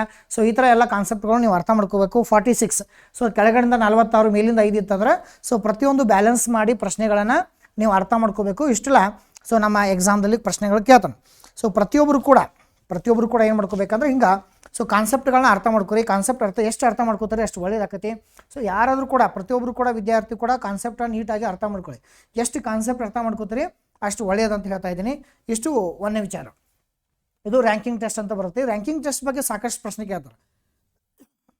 ಡಿಫ್ರೆಂಟ್ ಪ್ರಶ್ನೆ ಹೆಂಗೆ ಬರ್ತಾವೆ ಅಂದರೆ, ಈಗ ನೋಡಿರಿ, ಈಗ ಫಾರ್ ಎಕ್ಸಾಂಪಲ್ ಹೇಳಬೇಕಂದ್ರೆ, ಈಗ ಎ ಯು ಎಡಗಡೆಯಿಂದ 10ನೇ ಸ್ಥಾನ, ಬಿ ಯು ಬಲಗಡೆಯಿಂದ 15ನೇ ಸ್ಥಾನ, ಎ ಮತ್ತು ಬಿ ತಮ್ಮ ಸ್ಥಾನಗಳನ್ನು ಅದಲು ಬದಲು ಮಾಡಿಕೊಂಡರೆ ಎ ಯು ಎಡಗಡೆಯಿಂದ 25ನೇ ಸ್ಥಾನ ಬರುತ್ತಾನೆ. ಹಾಗಾದರೆ ಅಲ್ಲಿರುವ ಒಟ್ಟು ಜನರ ಸಂಖ್ಯೆ. ಹಿಂಗೆ ಡಿಫ್ರೆಂಟ್ ಪ್ರಶ್ನೆ ಕೇಳ್ತಾನೆ. ಅದ್ರ ಜೊತೆಗೆ ಎ ಯು ಬಿಗಿಂತ ಎತ್ತರವಾಗಿದ್ದಾನೆ, ಸಿ ಯು ಎಗಿಂತ ಎತ್ತರವಾಗಿದ್ದಾನೆ, ಡಿ ಯು ಬಿಗಿಂತ ಎತ್ತರವಾಗಿದ್ದಾನೆ, ಇ ಯು ಎಲ್ಲರಿಗಿಂತ ಎತ್ತರವಾಗಿದ್ದಾನೆ. ಹಾಗಾದರೆ ಕುಳಗಿರುವ ವ್ಯಕ್ತಿ ಯಾರು ಅಂತೇಳಿ ಸೊ ಈ ಥರ ಪ್ರಶ್ನೆಗಳನ್ನು ಕೇಳ್ತಾನೆ. ಅದನ್ನು ಡಿಟೇಲ್ ಆಗಿ ನಿಮಗೆ PDF ಮುಖಾಂತರ ನಂದು ಈಗ ಹೆಂಗೆ ಸ್ಲೈಡ್ ಮುಖಾಂತರ ಹೇಳ್ತಾನೆ, ಸ್ಲೈಡ್ ಮುಖಾಂತರ ನೀಟಾಗಿ ನಿಮ್ಗೆ ಸೊ ಕಾನ್ಸೆಪ್ಟನ್ನು ಹೇಳ್ಕೊಡ್ತೀನಿ. ಅದ್ರ ಜೊತೆಗೆ ಈ ರ್ಯಾಂಕಿಂಗ್ ಟೆಸ್ಟ್ ರಿಲೇಟೆಡ್ ಚಾಪ್ಟರ್ ಯಾವುದಂತ ಕೊಟ್ಟಂದರೆ, ರ್ಯಾಂಕಿಂಗ್ ಟೆಸ್ಟ್ ರಿಲೇಟೆಡ್ ಚಾಪ್ಟರ್ ಯಾವುದಂದ್ರೆ ಸೊ ನಮಗೆ ಸಿಟ್ಟಿಂಗ್ ಅರೇಂಜ್ಮೆಂಟ್ ಅಂತೇಳಿ, ಯಾವುದು ಆಸನ ವ್ಯವಸ್ಥೆ, sitting arrangement. So sitting arrangement ಅಂದರೆ ಒಂದು ಸರ್ಕಲ್, ರೌಂಡ್ ಟೇಬಲ್ ಕಾನ್ಫರೆನ್ಸ್ ಅಂತ ಕರಿತೀವಿ. ಒಂದು ಸರ್ಕಲ್ ಮೇಲೆ ಇರ್ತಕ್ಕಂಥ ಕಾನ್ಸೆಪ್ಟ್ ಆಗಿರ್ಬೋದು. ಆಮೇಲೆ ಒಂದು ಸ್ಕ್ವೇರ್ ಮೇಲೆ, ಒಂದು ಸ್ಕ್ವೇರ್ಸ್ ಅಂದರೆ ಚೌಕ ಅಂತಂದಾಗ ಪ್ರತಿ ಬದಿಗೂ ಇಬ್ಬರು ಅಂತೇಳಿ. ಸೊ ಟೋಟಲಾಗಿ 4 ಬದಿ ಬರ್ತವೆ. ಸೊ 4 ಸೈಡ್ಸ್ ಬರ್ತಾವೆ. 4 ಸೈಡ್ಸಲ್ಲಿ ಪ್ರತಿ ಸೈಡ್ಸಲ್ಲಿ 2 ಮೆಂಬರ್ಸ್ ಅಂತೇಳಿ ಆ ಥರ ಪ್ರಶ್ನೆ ಕೇಳ್ಬೋದು. ಆಮೇಲೆ ನಮಗೆ ಪ್ರಶ್ನೆಗಳು ನಮಗೆ ನಾರ್ತ್ ಫೇಸಿಂಗ್ ಮಾಡ್ತಾಯಿದ್ರೆ ಅಲ್ಲೂ ಕೂಡ ಪ್ರಶ್ನೆ ಕೇಳ್ಬೋದು. North facing, south facing, so east facing, west facing, ಈ ಥರನೂ ಪ್ರಶ್ನೆಗಳು ಕೊಟ್ಟಾಗ ಅಲ್ಲಿ ಬಲಗಡೆ ಎಡಗಡೆ ಯಾವುದಾಗುತ್ತದೆ ಫಸ್ಟ್ ನಾವು ಬೇಸಿಕೆಲ್ಲ ಅಲ್ಲೇ ಅರ್ಥ ಮಾಡ್ಕೋಬೇಕು. ಇದು ಸಿಲೆಬಸ್ ಇದೆ, ಅಲ್ಲಿ ನಿಮಗೆ ಕ್ಲೀನಾಗಿ ಆ ಟಾಪಿಕ್ ಬಂದಾಗ ಅದ್ರ ಬಗ್ಗೆ ಡಿಟೇಲ್ ಒಂದು ಬೇಸಿಕ್ ಮಾಹಿತಿಗಳನ್ನು ಹೇಳಿಕೊಂಡು ಆಮೇಲೆ ಅದರ ಟೈಪ್ಸ್ ಪ್ರಶ್ನೆಗಳು ಬಿಡಿಸಿ ಆಮೇಲೆ ಪ್ರೀವಿಯಸ್ ಕ್ವಶನ್ ಪೇಪರ್ದಲ್ಲಿ ಏನು ಬಂದಿದೆ, ಆಮೇಲೆ ನಾವು ಇಲ್ಲಿ ಈಗ ಮುಂಬರುವ ದಿನಗಳಲ್ಲಿ ಕಾನ್ಸೆಪ್ಟ್ ಹೆಂಗೆ ಅರ್ಥ ಮಾಡ್ಕೋಬೇಕು ಒನ್ ಬೈ ಹೇಳ್ತೀನಿ. ಮತ್ತು ನಿಮ್ಗೆ ಮೆಂಟಲಿಟಿ ಕಷ್ಟ ಅನಿಸ್ತಾ ಇದ್ರೆ ಏನು ಮಾಡಬೇಕಂದ್ರೆ ಒಂದ್ಸರಿ ನೀಟಾಗಿ ನಾನು ಹೇಳೋದನ್ನು ಕೇಳಬೇಕು. ಫಸ್ಟ್ ಯಾವಾಗಲೂ ಗಡಿಬಿಡಿ ಮಾಡೋಕ್ಕೆ ಹೋಗಬಾರ್ದು. ಶಾಂತ ರೀತಿಯಿಂದ ಯಾರು ಕರೆಕ್ಟಾಗಿ ಕಾನ್ಸಂಟ್ರೇಟ್ ಮಾಡಿ ಕಲಿತಾರಲ್ಲ ಅವರು ನಿಮ್ಗೆ ಬೆಸ್ಟ್ ನಾನು ಸಜೆಷನ್ ಕೊಡ್ತೀನಿ. ಏನಂದರೆ ಯಾವಾಗಲೂ ಒಂದು ಸ್ವಲ್ಪ ಲೇಟ್ ಆಗಲಿ, ಒಂದು 4 ದಿನ 5 ದಿನ ನೀವು ಕಲಿಯೋದು ಲೇಟ್ ಆದರೂ ಕೂಡ ಪರ್ಫೆಕ್ಟಾಗಿ ಕಲಿರಿ ಅಂತ ನನ್ನ ಉದ್ದೇಶ. ಮತ್ತು ಶಾಂತ ರೀತಿಯಿಂದ ಕಲಿಬೇಕು. ಆಮೇಲೆ ಪ್ರತಿಯೊಬ್ಬರು ಕೂಡ ಏನು ಮಾಡಬೇಕಂದ್ರೆ ಕೆಲವೊಂದಿಷ್ಟು ನಾವು ಟೆಕ್ನಿಕ್ ಮುಖಾಂತರ, ಕೆಲವೊಂದಿಷ್ಟು ಲಾಜಿಕ್ ಮುಖಾಂತರ ನಾವು ಪಾಠನ ಅರ್ಥ ಮಾಡಿಸ್ತಿರ್ತೀವಿ. ಅದನ್ನೆಲ್ಲ ನೀಟಾಗಿ ಅರ್ಥ ಮಾಡ್ಕೊರಿ. ನಿಮಗೆ ಪ್ರತಿಯೊಬ್ಬರು ಕೂಡ, ಪ್ರತಿಯೊಬ್ಬ ವಿದ್ಯಾರ್ಥಿ ಕೂಡ ನಾವನ್ನ ಮೆಂಟರ್ಶಿಪ್ ಮಾಡ್ತೀವಿ. 1-to-1 ಮೆಂಟರ್ಶಿಪ್ ಅಂದರೆ ನಿಮಗೆ ಏನೋ ಡೌಟ್ಸ್ ಇದ್ದರೂ ಕೂಡ ನಮ್ಮ ಆಫೀಸ್ ನಂಬರ್ಗೆ ಕಾಲ್ ಮಾಡಿ. ಸೊ 100% ನಾನು ರಿಸೀವ್ ಮಾಡಿ ನಿಮಗೆ ಒಂದು ಪ್ರತಿಯೊಂದು ಏನೋ ಡೌಟ್ಸ್ ಇದ್ದರೂ ಕೂಡ ನಿಮಗೆ ಇಮಿಡಿಯೇಟಾಗಿ ನಾನು ಸಾಲ್ವ್ ಮಾಡಿಕೊಡ್ತೀನಿ. ಅದ್ರ ಜೊತೆಗೆ ನೆಕ್ಸ್ಟ್ ಒಂದು 8ನೇ ಅಧ್ಯಾಯ ಯಾವುದಂದ್ರೆ ಸೊ ಡೈರೆಕ್ಷನಲ್ ಟೆಸ್ಟ್ ಅಂತ ಕರಿತೀವಿ. ದಿಕ್ಕುಗಳ ಪರೀಕ್ಷೆ. ಈ ದಿಕ್ಕುಗಳ ಪರೀಕ್ಷೆ ಅಂತ ಬಂದಾಗ ಸೊ ದಿಕ್ಕುಗಳ ಪರೀಕ್ಷೆಯಲ್ಲಿ ನಮಗೆ ಈ ಡೈರೆಕ್ಷನ್ಸ್ ಬಗ್ಗೆ ಪ್ರಶ್ನೆ ಕೇಳ್ಬೋದು. ಯಾವುದಂದರೆ ಡೈರೆಕ್ಷನ್ಸ್ ಅಂತ ಬಂದಾಗ ಈಗ ನಮಗೆ ಎ ಮತ್ತು ಬಿಗಳ ನಡುವೆ ಇರ್ತಕ್ಕಂಥ ದೂರ ಎಷ್ಟು, ಅಂದರೆ ಡಿಸ್ಟೆನ್ಸ್ ಎಷ್ಟು ಮತ್ತು ಡೈರೆಕ್ಷನ್. ಸೊ ಈ ಅಧ್ಯಾಯದಲ್ಲಿ ಪ್ರಶ್ನೆಗಳು ಏನು ಕೇಳ್ತಂದ್ರೆ ದಿಕ್ಕುಗಳ ಬಗ್ಗೆ ಪ್ರಶ್ನೆ ಕೇಳ್ಬೋದು, ಆಮೇಲೆ ದೂರದ ಬಗ್ಗೆ ಪ್ರಶ್ನೆ ಕೇಳ್ಬೋದು, ಆಮೇಲೆ ಪೈಥಾಗೋರಸನ ಪ್ರಮೇಯದ ಪ್ರಕಾರ ಪ್ರಶ್ನೆ ಕೇಳ್ಬೋದು. ಅದ್ರ ಜೊತೆಗೆ ನಮಗೆ ಅದು ಎಂಗಲ್ಸ್ ಬಗ್ಗೆ, ಡಿಗ್ರಿಗಳ ಬಗ್ಗೆ ಪ್ರಶ್ನೆ ಕೇಳ್ಬೋದು. ಆಮೇಲೆ ಹಲವಾರು ರೀತಿಯಲ್ಲಿ ಪ್ರಶ್ನೆ ಕೇಳ್ತಾರೆ. ಈಗ ಸೂರ್ಯ ಏನಾಗತ್ತಂದ್ರೆ ಪೂರ್ವಕ್ಕೆ ಉದಿಸ್ತದಂದ್ರೆ ಒಬ್ಬ ವ್ಯಕ್ತಿಯ ನೆರಳು ಇನ್ನೊಬ್ಬ ವ್ಯಕ್ತಿಯ ನೆರಳು ಯಾವ ಕಡೆ ಬೀಳುತ್ತದೆ, ಬಲಗಡೆ ಬೀಳುತ್ತದೆ, ಎಡಗಡೆ ಬೀಳುತ್ತದೆ, ಇಂಥ ಒಂದೊಂದು ಕ್ವಶನ್ಸ್ಗಳು ಸೊ ಪ್ರೀವಿಯಸ್ ಇಯರ್ ಕ್ವಶನ್ ಪೇಪರ್ದಲ್ಲಿ ಬಂದಿವೆ. ಸೊ ಅವನು ಕೂಡ ನಾವು ಕಾನ್ಸಂಟ್ರೇಟ್ ಮಾಡಿ ಬಿಡಿಸೋಣ. ಈ ದಿಕ್ಕುಗಳಂತ ಬಂದಾಗ ಪೈಥಾಗೋರಸನ ಪ್ರಮೇಯದ ಪ್ರಕಾರ ಜಾಸ್ತಿ ಕಾನ್ಸಂಟ್ರೇಟ್ ಮಾಡಿರಿ, ಅಲ್ಲಿ ಜಾಸ್ತಿ ಕ್ವಶನ್ಸ್ಗಳು ಬರ್ತಾವೆ. ಪೈಥಾಗೋರಸನ ಪ್ರಮೇಯದ ಪ್ರಕಾರ ಕಾನ್ಸಂಟ್ರೇಟ್ ಮಾಡಿರಿ ಒಂದು ವಿಚಾರ.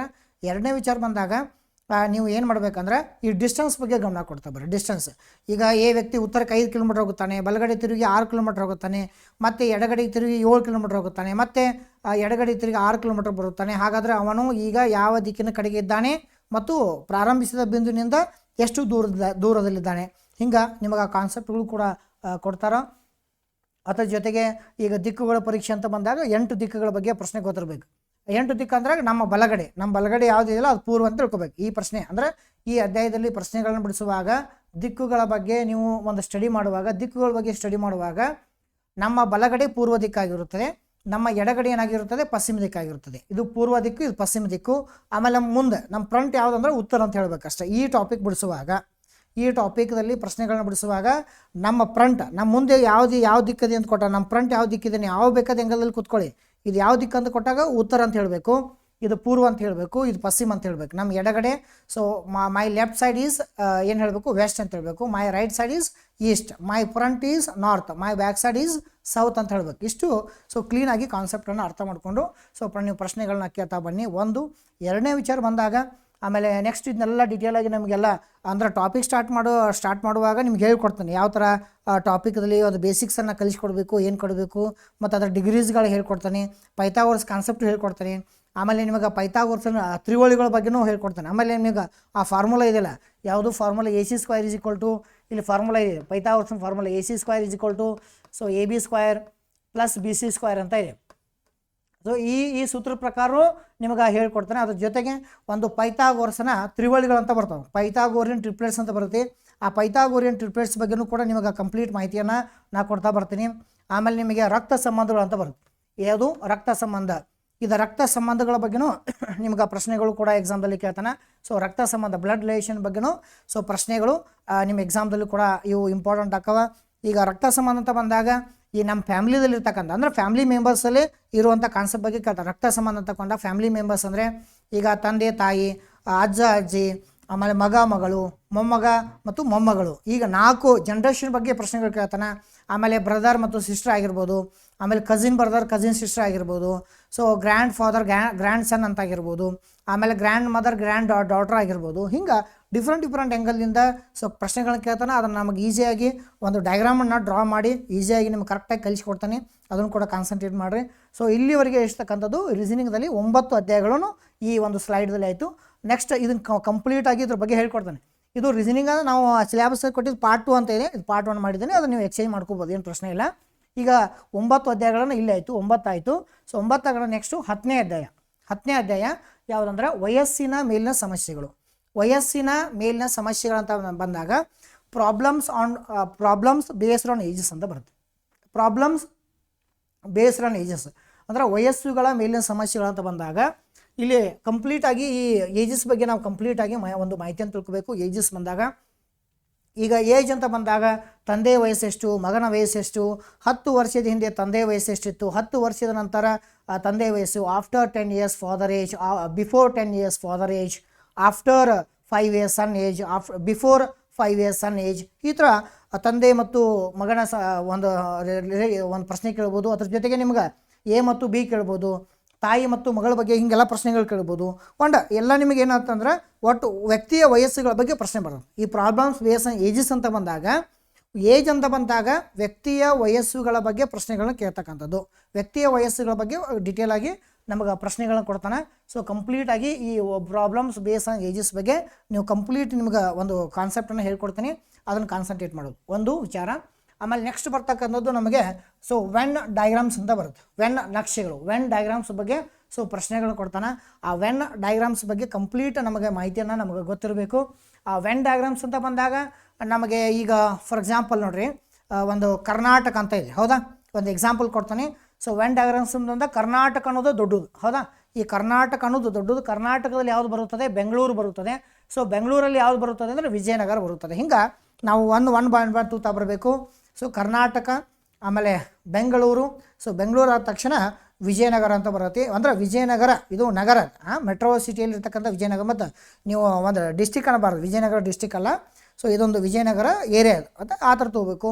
ಇನ್ನೊಂದು ಎಕ್ಸಾಂಪಲ್, ಬೆಸ್ಟ್ ಎಕ್ಸಾಂಪಲ್ ಹೇಳಬೇಕಂದ್ರೆ ನಿಮಗೆ, ಸೊ ಬೆಸ್ಟ್ ಎಕ್ಸಾಂಪಲ್ ಅಂದರೆ ಈಗ ತಿಂಗಳು ಅಂತ ಇದೆ, ಹೌದಾ? ತಿಂಗಳು, ಮಂತ್, ತಿಂಗಳು, ಆಮೇಲೆ ವಾರ, ಆಮೇಲೆ ದಿನಾಂಕ. ಇದು part 1 simple topic, simple concept. ಇದು ಪಾರ್ಟ್ 1 ಬಗ್ಗೆ ಇರ್ತಕ್ಕಂಥ ಕಾನ್ಸೆಪ್ಟ್. ಇನ್ನು ಪಾರ್ಟ್ 2 ಅಂದರೆ ನಿಮ್ಗೆ ಅಲ್ಲಿ ಟ್ರಯಾಂಗಲ್ಸ್ ಬಗ್ಗೆ ಪ್ರಶ್ನೆ ಕೊಡ್ಬೋದು, ಆಮೇಲೆ ಸರ್ಕಲ್ಸ್ ಬಗ್ಗೆ ಪ್ರಶ್ನೆ ಕೊಡ್ಬೋದು, ರೆಕ್ಟ್ಯಾಂಗಲ್ಸ್ ಬಗ್ಗೆ ಪ್ರಶ್ನೆ ಕೊಡ್ಬೋದು. ಆ ಥರನೂ ನಿಮ್ಗೆ ಪ್ರಶ್ನೆಗಳು ಬರ್ತಾವೆ. ಅದನ್ನು ಕೂಡ ನೀವು ವೆನ್ ಡಯಾಗ್ರಾಮ್ಸಲ್ಲಿ ನೋಡ್ಕೋಬೋದು. ಅದರ ಜೊತೆಗೆ ನಿಮಗೆ ಈಗ ಒಬ್ಬ ವಿದ್ಯಾರ್ಥಿಯು ಪರೀಕ್ಷೆಯಲ್ಲಿ ಅಂದರೆ ಒಂದು ಭೌತಶಾಸ್ತ್ರದ ಪರೀಕ್ಷೆಯಲ್ಲಿ 60% ತೆಗೆದುಕೊಂಡು ಪಾಸಾಗಿದ್ದಾನೆ, ಮತ್ತು ರಸಾಯನಶಾಸ್ತ್ರದಲ್ಲಿ 60% ತೆಗೆದುಕೊಂಡಿದ್ದಾನೆ, ಆಮೇಲೆ ಎರಡೂ ವಿಷಯದಲ್ಲಿ 50% ತೆಗೆದುಕೊಂಡಿದ್ದಾನೆ. ಹಾಗಾದರೆ ಅಂದರೆ ಫೇಲ್ ಆದ ಒಂದು ವಿಷಯಗಳು ಯಾವುವು ಅಂತ ಕೊಟ್ಬಿಡ್ತಾನೆ. ಅಂದರೆ ಫೇಲ್ ಆದ ವಿದ್ಯಾರ್ಥಿಗಳು ಎಷ್ಟು ಅಂದರೆ ಒಂದು ಕ್ಲಾಸಲ್ಲಿ ಈ ಥರ ಪ್ರಶ್ನೆಗಳು ಕೊಡ್ತಾನೆ. ಅಂಥವು ನಿಮಗೆ ಈಗ ಎರಡು ವಿಷಯಗಳ ಬಗ್ಗೆ ಕೊಡ್ಬೋದು, ಅಥವಾ 2 ಜನ ಕೊಡ್ಬೋದು, 3 ಜನ ಕೊಡ್ಬೋದು. ಹಿಂಗೆ different concept when diagrams related ಪ್ರಶ್ನೆಗಳು ಬರ್ತಾವೆ. ನಾವು ವೆನ್ ಡಯಾಗ್ರಾಮ್ಸನ್ನು ಡ್ರಾ ಮಾಡಿಕೊಂಡು ಪ್ರಶ್ನೆಗಳನ್ನ ಅಲ್ಲಿ ಸಾಲ್ವ್ ಮಾಡ್ತಾ ಬರಬೇಕು. ಇದು ವೆನ್ ಡಯಾಗ್ರಾಮ್ಸ್ 11ನೇ ಅಧ್ಯಾಯ. ರೀಸನಿಂಗ್ದಲ್ಲಿ 11ನೇ ಅಧ್ಯಾಯ ಅಂತ ಇಟ್ಕೊಳ್ಳಿ. ಆಮೇಲೆ ಈಗ ದಾಳಗಳಂತ ಬರ್ತಾವೆ, ಡೈಸಿಸ್ ಅಂತ ಬರ್ತವೆ. ದಾಳಗಳಂತ ಬಂದಾಗ ಸೊ ಒಂದು ದಾಳಕ್ಕೆ ಎಷ್ಟು ಮುಖಗಳು? ಒಂದು ದಾಳಕ್ಕೆ 6 ಮುಖಗಳು. 1 2 3 4 5 ಅಂತೇಳಿ 4 5 6 ಅಂತೇಳಿ ಆ ಡೈಸಿಸ್ ಬಗ್ಗೆನೂ ಪ್ರಶ್ನೆ ಕೊಡ್ತಾನೆ. ಆಮೇಲೆ ಡೈಸ್ ರಿಲೇಟೆಡ್ ಪ್ರಶ್ನೆಗಳು ಕೊಡ್ತಾನೆ. ಈಗ ಯಾವುದೋ ಒಂದು ಎಕ್ಸಾಂಪಲ್ ಕೊಟ್ಬಿಟ್ಟು ನಿಮ್ಗೆ ಏನು ಕೇಳ್ತಾನೆ, 5ರ ವಿರುದ್ಧ ಮುಖದ ಸಂಖ್ಯೆ ಯಾವುದು, 4ರ ವಿರುದ್ಧ ಮುಖದ ಸಂಖ್ಯೆ ಯಾವುದು, ಆಮೇಲೆ ಅಪೋಸಿಟ್ ನಂಬರ್ ಯಾವುದು, ಆಮೇಲೆ ಒಂದು ಸಿಂಬಾಲ್ಸನ್ನು ಕೊಡ್ತಾನೆ. ಈಗ plus, minus, percentage, ash, star ಅಂತ ಕೊಟ್ಬಿಟ್ಟು ಈಗ ಹ್ಯಾಶ್ ಅಪೋಸಿಟ್ ಯಾವ ಒಂದು ಸಿಂಬಾಲ್ಸ್ ಇದೆ ಹೀಗೆಲ್ಲ ಕೊಡ್ತಾನೆ. ಆಮೇಲೆ ಕಲರ್ಸ್ ಬಗ್ಗೆ ಕೊಡ್ಬೋದು. ಈ ಕಲರ್ಸ್ ಕಾನ್ಸೆಪ್ಟ್ ಬಗ್ಗೆನೂ ಸೊ ಪ್ರಶ್ನೆಗಳನ್ನ ಕೊಡ್ತಾನೆ. ಅಲ್ಲೂ ಕೂಡ ಡೈಸಿಸ್ ಬಗ್ಗೆ ನೀವು ಅರ್ಥ ಮಾಡ್ಕೊಳ್ಳಿ. ಈ ಡೈಸಿಸ್ ಅಂತ ಬಂದಾಗ ನಿಮಗೆ ಮತ್ತೆ ಇದು ಡೈಸಿಸ್ ಎಲ್ಲಿ ಯೂಸ್ ಆಗುತ್ತದೆ ಅಂದರೆ ಪ್ರೊಬ್ಯಾಬಿಲಿಟಿ ಡೈಸ್ ಅಂತ ಬರುತ್ತೆ. ಈ ದಾಳವನ್ನು ಉರುಳಿಸೋದು ಬರ್ತಲ್ಲ, ಅದು ಬೇರೆ ಮತ್ತು ಇದು ಬೇರೆ. ಈ ಡೈಸಿಸ್ ಅಂದರೆ this is reasoning concept related dice. ಅದು ಕ್ವಾಂಟಿಟೇಟಿವ್ ಆಪ್ಟಿಟ್ಯೂಡ್ ರಿಲೇಟೆಡ್ ಕಾನ್ಸೆಪ್ಟ್ ಅಂದರೆ ಪ್ರೊಬ್ಯಾಬಿಲಿಟಿ ಅಂತ ಬರುತ್ತೆ. ನಿಮ್ಮ ನೆಕ್ಸ್ಟ್ ಅದನ್ನು ಮುಂದಿನ ಕ್ವಾಂಟಿಟೇಟಿವ್ ಆಪ್ಟಿಟ್ಯೂಡ್ ಸಿಲೆಬಸನ್ನು ಎಕ್ಸ್ಪ್ಲೇನ್ ಮಾಡುವಾಗ ಅಲ್ಲಿ ನಿಮ್ಗೆ ಗೊತ್ತಾಗತ್ತೆ. ಆಮೇಲೆ ನೆಕ್ಸ್ಟ್ ಬರ್ತಕ್ಕಂಥದ್ದು ಯಾವುದಂದ್ರೆ ಆಕೃತಿ ಎಣಿಸುವಿಕೆ ಅಂತ ಬರುತ್ತೆ. ಆಕೃತಿ ಎಣಿಕೆ, ಕೌಂಟಿಂಗ್ ಫಿಗರ್ಸ್ ಅಂತ ಬರುತ್ತೆ, ಆಕೃತಿ ಎಣಿಸುವಿಕೆ ಅಂತ ಬರುತ್ತೆ. ಆಕೃತಿ ಅಂತ ಬಂದಾಗ ಈಗ ಒಂದು ಚಿತ್ರ ಕೊಡ್ತಾರೆ, ಈ ಚಿತ್ರದಲ್ಲಿ ಎಷ್ಟು ತ್ರಿಭುಜಗಳಿವೆ, ಆಮೇಲೆ ಇನ್ನೊಂದು ನೆಕ್ಸ್ಟ್ ಕೊಡ್ತಾರೆ ನಿಮ್ಗೆ ಈ ಚಿತ್ರದಲ್ಲಿ ಎಷ್ಟು ಚೌಕಗಳಿವೆ, ಆಮೇಲೆ ನೆಕ್ಸ್ಟ್ ಕೊಡ್ತಾರೆ ಈ ಚಿತ್ರದಲ್ಲಿ ಎಷ್ಟು ಆಯತಗಳಿವೆ, ಆಮೇಲೆ ಎಷ್ಟು ಸರಳ ರೇಖೆಗಳಿವೆ. ಇಂಥ ಕಾನ್ಸೆಪ್ಟ್ಗಳು ಈ ಕೌಂಟಿಂಗ್ ಫಿಗರ್ಸ್ ಅಂತ ಬರ್ತಾವೆ. Triangles, rectangles and squares and straight lines ಅಂತೇಳಿ. ಸೊ ಈ ಥರ ನಿಮಗೆ ಡಿಫ್ರೆಂಟಾಗಿ ಕೌಂಟಿಂಗ್ ಫಿಗರ್ಸಲ್ಲಿ ಸೊ ಕೊಡ್ತಾನೆ. ಅದ್ರ ಬಗ್ಗೆ ನೀವು ಕಾನ್ಸಂಟ್ರೇಟ್ ಮಾಡಿರಿ, ನಿಮ್ಗೆ ಅನುಕೂಲ ಆಗುತ್ತೆ. ಕೌಂಟಿಂಗ್ ಫಿಗರ್ಸ್ ಅಂತ ಬರುತ್ತೆ. So counting figures is very important. ಎಲ್ಲ ಕೆಲವೊಂದಿಷ್ಟು ಸ್ಪರ್ಧಾತ್ಮಕ ಹಳೆಯ ಪ್ರಶ್ನೆ ಪತ್ರಿಕೆ ಕೂಡ ಈ ಕೌಂಟಿಂಗ್ ಫಿಗರ್ಸ್ ಅಂತ ಬರುತ್ತೆ, ಅಲ್ಲಿ ಕೊಟ್ಟಿರ್ತಾರೆ. ಕೌಂಟಿಂಗ್ ಫಿಗರ್ಸ್ ಬಗ್ಗೆನೂ ನೀವು ಒಂದು ಗಮನ ಇರ್ತಾ ಬರಲಿ. ಅದ್ರ ಜೊತೆಗೆ ಮಾತಿರ್ತಕ್ಕಂಥದ್ದು ಈ ಸಿಲಾಲಿಸಮ್ ಅಂತ ಬರುತ್ತೆ. ಸಿಲಾಲಿಸಮ್ ಅಂದರೆ ತಾರ್ಕಿಕ ವಿವೇಚನೆ ಅಂದರೆ ನೀವು ಇದ್ರ ಬಗ್ಗೆ ಈ ಟಾಪಿಕ್ ಬಗ್ಗೆ ನಿಮ್ಗೇನು ಐಡಿಯಾ ಇಲ್ಲದೆ ಇರ್ಬೋದು, ಬಟ್ ಕ್ವಶನ್ಸ್ ಬಗ್ಗೆ ಐಡಿಯಾ ಇರ್ಬೋದು. ಯಾವ ಥರ ಅಂದರೆ ಎಲ್ಲ ಪ್ರೊಫೆಸರ್ಗಳು ಬುದ್ಧಿವಂತರು, ಕೆಲವು ಪ್ರೊಫೆಸರ್ಗಳು ಬುದ್ಧಿವಂತರು, ಎಲ್ಲ ಬೆಕ್ಕುಗಳು ನಾಯಿಗಳು, ಕೆಲವು ಬೆಕ್ಕುಗಳು ಹುಲಿಗಳು, ಹೀಗೆಲ್ಲ ಪ್ರಶ್ನೆಗಳು ಕೊಡ್ತಾನೆ. ಈಗ ಎಲ್ಲ ಅಂತ ಕೊಡ್ತಾನೆ, all cats are dogs, some cats are lions ಅಂತ ಕೊಡ್ತಾನೆ. ಹೀಗೆಲ್ಲ ಡಿಫ್ರೆಂಟ್ ಕಾನ್ಸೆಪ್ಟಲ್ಲಿ ಸೊ ಆಲ್ ಮತ್ತು ಸಮ್ ಬಗ್ಗೆ ಕೇಳ್ತಕ್ಕಂಥ ಪ್ರಶ್ನೆಗಳು. ಅದಕ್ಕೆ ನಾವು ತಾರ್ಕಿಕ ವಿವೇಚನೆ ಅಂತ ಕರಿತೀವಿ. ಈ ತಾರ್ಕಿಕ ವಿವೇಚನೆ ಇಂಥವ ನಿಮ್ಮ KS ಪ್ರಿಲಿಮ್ಸ್ ಆಗಿರ್ಬೋದು, ಆಮೇಲೆ ನಿಮಗೆ RRB ಮತ್ತು SSC ಆಮೇಲೆ ಅದರ್ಸ್ ಕಾಂಪಿಟೇಟಿವ್ ಎಕ್ಸಾಮ್ಸಲ್ಲೂ ಕೂಡ ಸೊ ಪ್ರಶ್ನೆಗಳನ್ನ ಕೊಡ್ತಾನೆ. ಅದನ್ನು ನೀವು ಏನು ಮಾಡಬೇಕು, ಗಮನಿಸಬೇಕಷ್ಟೇ. ಇದು ಸಿಲಾಲಿಸಮ್ ಅಂತೇಳಿ. ಆಮೇಲೆ ನೆಕ್ಸ್ಟ್ ಬರ್ತಕ್ಕಂಥದ್ದು ಏನಂದರೆ ನಿರ್ಧಾರ ತೆಗೆದುಕೊಳ್ಬೇಕು, ಡಿಸಿಷನ್ ಮೇಕಿಂಗ್ ಮೇಲೂ ಕೂಡ ಸೊ ಪ್ರಶ್ನೆ ಕೊಡ್ತಾರೆ. ಡಿಸಿಷನ್ ಮೇಕಿಂಗ್ ಆಗಿರ್ಬೋದು. ಸೊ ಡಿಸಿಷನ್ ಮೇಕಿಂಗ್ ಮೇಲೂ ಕೂಡ ಸೊ ಪ್ರಶ್ನೆ ಡಿಸಿಷನ್ ಮೇಕಿಂಗ್ ಅಂದರೆ ಯಾವುದೋ ನಿಮಗೆ ಒಂದು ಥಿಯರಿ ಕಾನ್ಸೆಪ್ಟ್ ಡಿಸಿಷನ್ ಅಂತ ಕೊಟ್ಬಿಟ್ಟು ಸೊ ಈಗ ಡಿಸಿಷನ್ ಒಂದು ಥಿಯರಿ ಕೊಡ್ತಾನೆ, ಥಿಯರಿ ಓದಿ ಅದಕ್ಕೆ ಆನ್ಸರ್ ಮಾಡಬೇಕು, ಒಂದು ಡಿಸಿಷನ್ ತೆಗೆದುಕೊಳ್ಬೇಕು ಅಷ್ಟೇ. ಈಗ ಏನಂದರೆ ಒಂದು ಅಪಾಯಿಂಟ್ ಮಾಡುವಂಥ ಕಮಿಟಿ ಸದಸ್ಯ ಆಗಿದೆ. ಅಪಾಯಿಂಟ್ ಅಂದರೆ ಹುದ್ದೆಯನ್ನು ನೀವು ಏನು ಮಾಡಬೇಕು, ಒಂದು ಅಪಾಯಿಂಟ್ ಮಾಡ್ಕೋಬೇಕು ಒಂದು ಹುದ್ದೆಯನ್ನು. ಅದ್ರಾಗ 2 ಜನ ಕ್ಯಾಂಡಿಡೇಟ್ ಇರ್ತಾರೆ, ಸಮದರ್ಜೆ 2 ಕ್ಯಾಂಡಿಡೇಟನ್ನು ಆಯ್ಕೆ ಮಾಡಬೇಕಾಗಿದೆ. ಅದ್ರಾಗ ನೀವು ಹೆಡ್ ಇರ್ತೀರಿ. ಅವಾಗ ನೀವು ಡಿಸಿಷನ್ ಏನು ತೆಗೆದುಕೊಳ್ತೀರಿ, 2 ಸಮದರ್ಜೆ ಇದ್ದಾಗ ಸೊ ಅವರ ಡಿಸಿಷನ್ ಏನು ತೆಗೆದುಕೊಳ್ತೀರಿ ಅಂತ ಪ್ರಶ್ನೆ ಕೇಳ್ತಾನೆ. ಅಥವಾ ಈ ಒಂದು ರೋಡ್ದಲ್ಲಿ 2 ಜನ ಜಗಳವಾಡುತ್ತಿರ್ತಾರೆ, ಆ ಜಗಳವಾಡುತ್ತಿರುವಾಗ ಆವಾಗ ನೀವು ಯಾವ ಥರ ಡಿಸಿಷನ್ ತೆಗೆದುಕೊಂಡು ಆ ಒಂದು ಪ್ರಾಬ್ಲಮನ್ನು ಸಾಲ್ವ್ ಮಾಡ್ತೀರಿ. ಇಂಥವ ಒಂದು ಡಿಸಿಷನ್ ಮೇಕಿಂಗ್ ಪ್ರಶ್ನೆಗಳನ್ನು ಕೂಡ ಎಕ್ಸಾಮ್ದಲ್ಲಿ ಕೇಳ್ತಾನೆ. ಈ ಥರ ಪ್ರಶ್ನೆಗಳನ್ನು ನೀವು ಸಾಲ್ವ್ ಮಾಡೋದ್ರಿಂದ ನಿಮಗೆ ಡಿಸಿಷನ್ ಮೇಕಿಂಗ್ ಕೆಪಾಸಿಟಿ ಜಾಸ್ತಿ ಆಗುತ್ತೆ, ಡಿಸಿಷನ್ ಥಿಂಕಿಂಗ್ ಪವರ್ ಜಾಸ್ತಿ ಆಗುತ್ತೆ. ಇನ್ನೊಂದು ಇಂಪಾರ್ಟೆಂಟ್ ವಿಚಾರ ಹೇಳಬೇಕಂದ್ರೆ, ನೀವು ಪ್ರತಿದಿನ ಮೆಂಟಲ್ ಎಬಿಲಿಟಿ ಪ್ರಶ್ನೆಗಳನ್ನು ಮತ್ತು ಮೆಂಟಲ್ ಎಬಿಲಿಟಿ ಕಾನ್ಸೆಪ್ಟ್ಗಳನ್ನು ಹೀಗೆಲ್ಲ ಕಲಿತಾ ಬಂದರೆ ನಿಮ್ಮ ಮೈಂಡ್ ಭಾಳ ಚುರುಕಾಕೈತಿ. ಹೆಂಗೆ ಚುರುಕಾಗುತ್ತದೆ ಅಂದರೆ, ಹೆಂಗೆ ಆ್ಯಕ್ಟಿವ್ ಆಗುತ್ತದೆ ಅಂದರೆ ಡೈಲಿ ಹಿಂಗೆ ಪ್ರಶ್ನೆಗಳನ್ನ ಬಿಡಿಸಿ ಆ್ಯಕ್ಟಿವ್ ಆಕತಿ.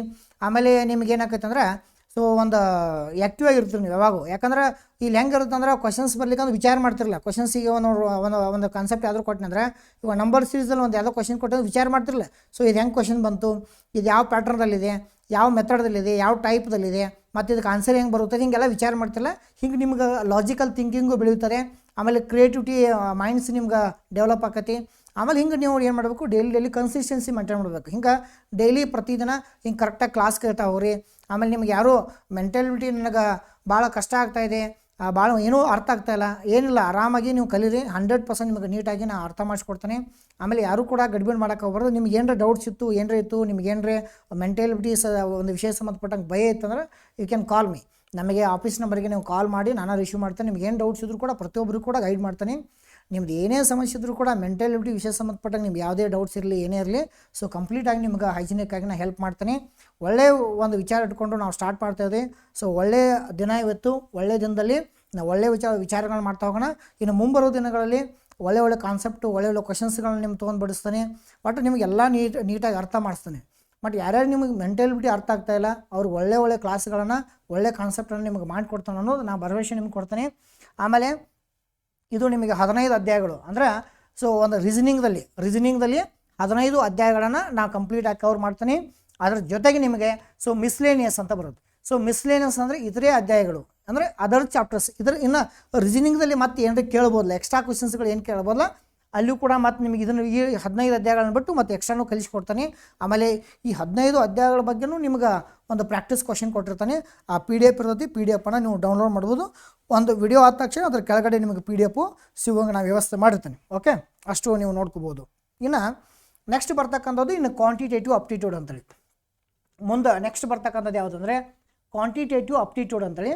ಒಂದು ಕ್ವಾಂಟಿಟೇಟಿವ್ ಮೆಥಮೆಟಿಕ್ಸಲ್ಲಿ ಇರ್ತಕ್ಕಂಥ ಮೆಥಮೆಟಿಕ್ಸ್ ಇದಕ್ಕೆ ನೀವು ಭಾಳ ಹೈಜಿನಿಕ್ ಆಗಿ ಇದೆ.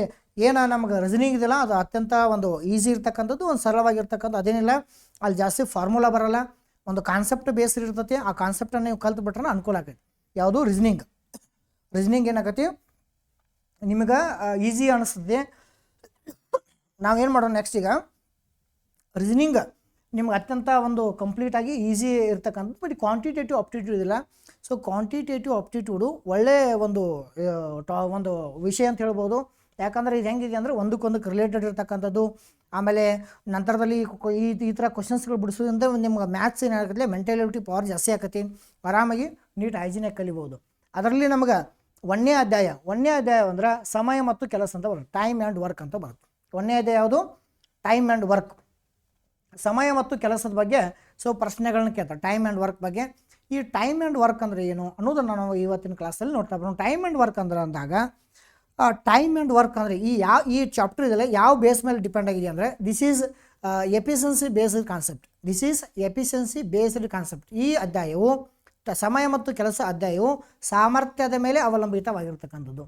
ಅಂದರೆ ಸಾಮರ್ಥ್ಯದ ಮೇಲೆ ಅವಲಂಬಿತವಾಗಿರ್ತಕ್ಕಂಥ ಒಂದು ಅಧ್ಯಾಯ ಇದು. ಅಂದರೆ ಸಾಮರ್ಥ್ಯ ಮೇಲೆ ಹೆಂಗೆ ಅವಲಂಬಿತವಾಗಿದೆ ಅಂದರೆ, ಈಗ ನೋಡಿರಿ, ಎಯು ಒಂದು ಕೆಲಸವನ್ನು ಮಾಡಲು 10 ದಿನ ತೆಗೆದುಕೊಳ್ಳುತ್ತಾನೆ, ಬಿಯು ಅದೇ ಕೆಲಸವನ್ನು ಮಾಡಲು 15 ದಿನ ತೆಗೆದುಕೊಳ್ಳುತ್ತಾನೆ. ಹಾಗಾದರೆ ಇಲ್ಲಿ ಎ ಎಫಿಷಿಯನ್ಸಿ ಜಾಸ್ತಿ ಇದೆನೋ ಅಥವಾ ಬಿ ಎಫಿಷಿಯನ್ಸಿ ಜಾಸ್ತಿ ಇದೆ, ಎ ಎಫಿಷಿಯನ್ಸಿ ಜಾಸ್ತಿ ಇದೆ. ಯಾಕಂದರೆ ಅವ 10 ದಿನಗಳಲ್ಲಿ ಕಂಪ್ಲೀಟ್ ಕೆಲಸ ಮಾಡ್ತಾನೆ. ಸೊ ಈ ಥರ ಇರ್ತಕ್ಕಂಥ ಕಾನ್ಸೆಪ್ಟ್ಗಳ ಬಗ್ಗೆನೂ ಸೊ ಎಕ್ಸಾಮ್ದಲ್ಲಿ ಕೂಡ ಪ್ರಶ್ನೆಗಳು ಕೇಳ್ತಾನೆ ನಿಮಗೆ ಆ ಟೈಮ್ ಆ್ಯಂಡ್ ವರ್ಕ್ ಅಂತೇಳಿ. ಸೊ ಟೈಮ್ ಆ್ಯಂಡ್ ವರ್ಕ್ ಮೇಲೆ ಸೊ ಪ್ರಶ್ನೆಗಳನ್ನು ಕೂಡ ನಿಮಗೆ ಎಕ್ಸಾಮ್ದಲ್ಲಿ ಬರುತ್ತೆ. ಆ ಟೈಮ್ ಆ್ಯಂಡ್ ವರ್ಕದಲ್ಲಿ ನಿಮಗೆ LCM ಬೇಸ್ಡ್ ಮೆಥಡ್ ಕೂಡ ನಿಮಗೆ ಹೇಳ್ಕೊಡ್ತಾನೆ. LCM ಬೇಸ್ಡ್ ಮೆಥಡ್ ಜಾಸ್ತಿ ಕಾನ್ಸಂಟ್ರೇಟ್ ಮಾಡೋದು. ಆಮೇಲೆ ನೆಕ್ಸ್ಟ್ ಬರ್ತಕ್ಕಂಥದ್ದು ನಿಮಗೆ ಈ ಫಾರ್ಮುಲಾ ಅಂತ ಬರುತ್ತೆ. ಈ ಫಾರ್ಮುಲಾ ಬಗ್ಗೆ ಏನು ಮಾಡೋಂಗಿಲ್ಲ ಅಂದರೆ ಜಾಸ್ತಿ ಕಾನ್ಸಂಟ್ರೇಟ್ ಮಾಡೋಂಗಿಲ್ಲ. ಈಗ ಪ್ರತಿಯೊಂದು ಟೈಪಿಗೆ ಒಂದೊಂದು ಫಾರ್ಮುಲಾ ಯೂಸ್ ಮಾಡಬೇಕಾಗತ್ತೆ. ಫಾರ್ಮುಲಾ ಲಿಮಿಟೆಡ್ ಅದು, ಅಂದ್ರೆ ಕೆಲವೊಂದಿಷ್ಟು ಪ್ರಶ್ನೆಗಳಿಗೆ ಅಷ್ಟೇ ನಾವು ಬಿಡ್ಸಕ್ಕೆ ಬರುತ್ತೆ. ಬಟ್ ನಾವು LCM ಬೇಸ್ಡ್ ಮೆಥಡ್ ಬಿಡಿಸಾ ಬಂದಂದ್ರೆ ಅಲ್ಲಿ ನಾವು ಟೋಟಲ್ ವರ್ಕ್ ಅಂತ ಕಂಡುಹಿಡಿಯಬಹುದು. ಟೋಟಲ್ ವರ್ಕ್ ಅಂತ ಬರುತ್ತೆ. ಆ ಟೋಟಲ್ ವರ್ಕ್ ಆಗಿರ್ಬೋದು. ಆಮೇಲೆ ನಮಗೆ ಎಫಿಷಿಯನ್ಸಿ ಅಂತ ಬರುತ್ತೆ, ಸಾಮರ್ಥ್ಯದ ಮೇಲೆ ಅವಲಂಬಿತವಾಗಿರುವಂಥ ಅಧ್ಯಾಯ ಇದು. ಆಮೇಲೆ ಎಲ್ಲ ಪ್ರತಿಯೊಂದು ಕಲಿಬೋದು. LCM ಬೇಸ್ಡ್ ಕಲಿತಕ್ಕಂಥದ್ದು ಇದು ಇದಂದ್ರೆ LCM ಬೇಸ್ಡ್ ಮೆಥಡ್ ಅಂತ ಕರಿತೀವಿ. ಆ LCM ಬೇಸ್ಡ್ ಮೆಥಡ್ ನಿಮಗೆ LCM ತೆಗೆದುಕೊಡೋದು ಹೇಳ್ಕೊಡ್ತಾನೆ. ಆ LCM ಹೆಂಗೆ ಯಾವ ಥರ ನಾವು LCM-ಅನ್ನು ತೆಗಿಬೇಕು, ಏನು ಮಾಡಬೇಕು, ಬೇಸಿಕ್ ಎಲ್ಲ ನಿಮಗೆ ನೀಟಾಗಿ ಕಲಿಸ್ಕೊಡ್ತಾನೆ. ಅದನ್ನು ಗಮನಿಸ್ತಾ ಬರೋಣ. ಆಮೇಲೆ ನೆಕ್ಸ್ಟ್ ಬರ್ತಕ್ಕಂಥದ್ದು ನಿಮಗೆ ಯಾವುದಂದರೆ ಸರಾಸರಿ ಅಂತ ಬರುತ್ತೆ. ಸರಾಸರಿ ಅಧ್ಯಾಯ ಎವರೇಜ್ ಅಂತ ಬರುತ್ತೆ. ಎವರೇಜಲ್ಲಿ ನಿಮಗೆ ಪ್ರಶ್ನೆಗಳು ಕೇಳ್ತಾನೆ. ಸರಾಸರಿ ಅಂದರೆ ಎವರೇಜ್ ಮೀನ್ಸ್, ಸರಾಸರಿ ಅಂದರೆ ಒಟ್ಟು ಸಂಖ್ಯೆಗಳ ಮೊತ್ತವನ್ನು ಒಟ್ಟು ಸಂಖ್ಯೆಗಳಿಂದ ಭಾಗಿಸಿದಾಗ ಬರುವ ಮೌಲ್ಯಕ್ಕೆ ಸರಾಸರಿ ಅಂತ ಕರಿತೀವಿ ನಾವು. Average means sum of all numbers sum of all observation divided by number of observation ಅಂತ ಬರುತ್ತೆ. ಆ ಕಾನ್ಸೆಪ್ಟಲ್ಲೂ ಕೂಡ ನಿಮಗೆ ಪ್ರಶ್ನೆಗಳನ್ನ ಕೇಳ್ತಾನೆ ಎವರೇಜ್ ಬಗ್ಗೆ. ಆ ಸರಾಸರಿ ಅಧ್ಯಾಯ ಕೂಡ ನಮಗೆ ಅತ್ಯಂತ ಇಂಪಾರ್ಟೆಂಟ್ ಇರ್ತಕ್ಕಂಥದ್ದು. ಇವೇನು ಹೇಳ್ತಾನಲ್ಲ ಇವೆಲ್ಲ ಇಂಪಾರ್ಟೆಂಟ್.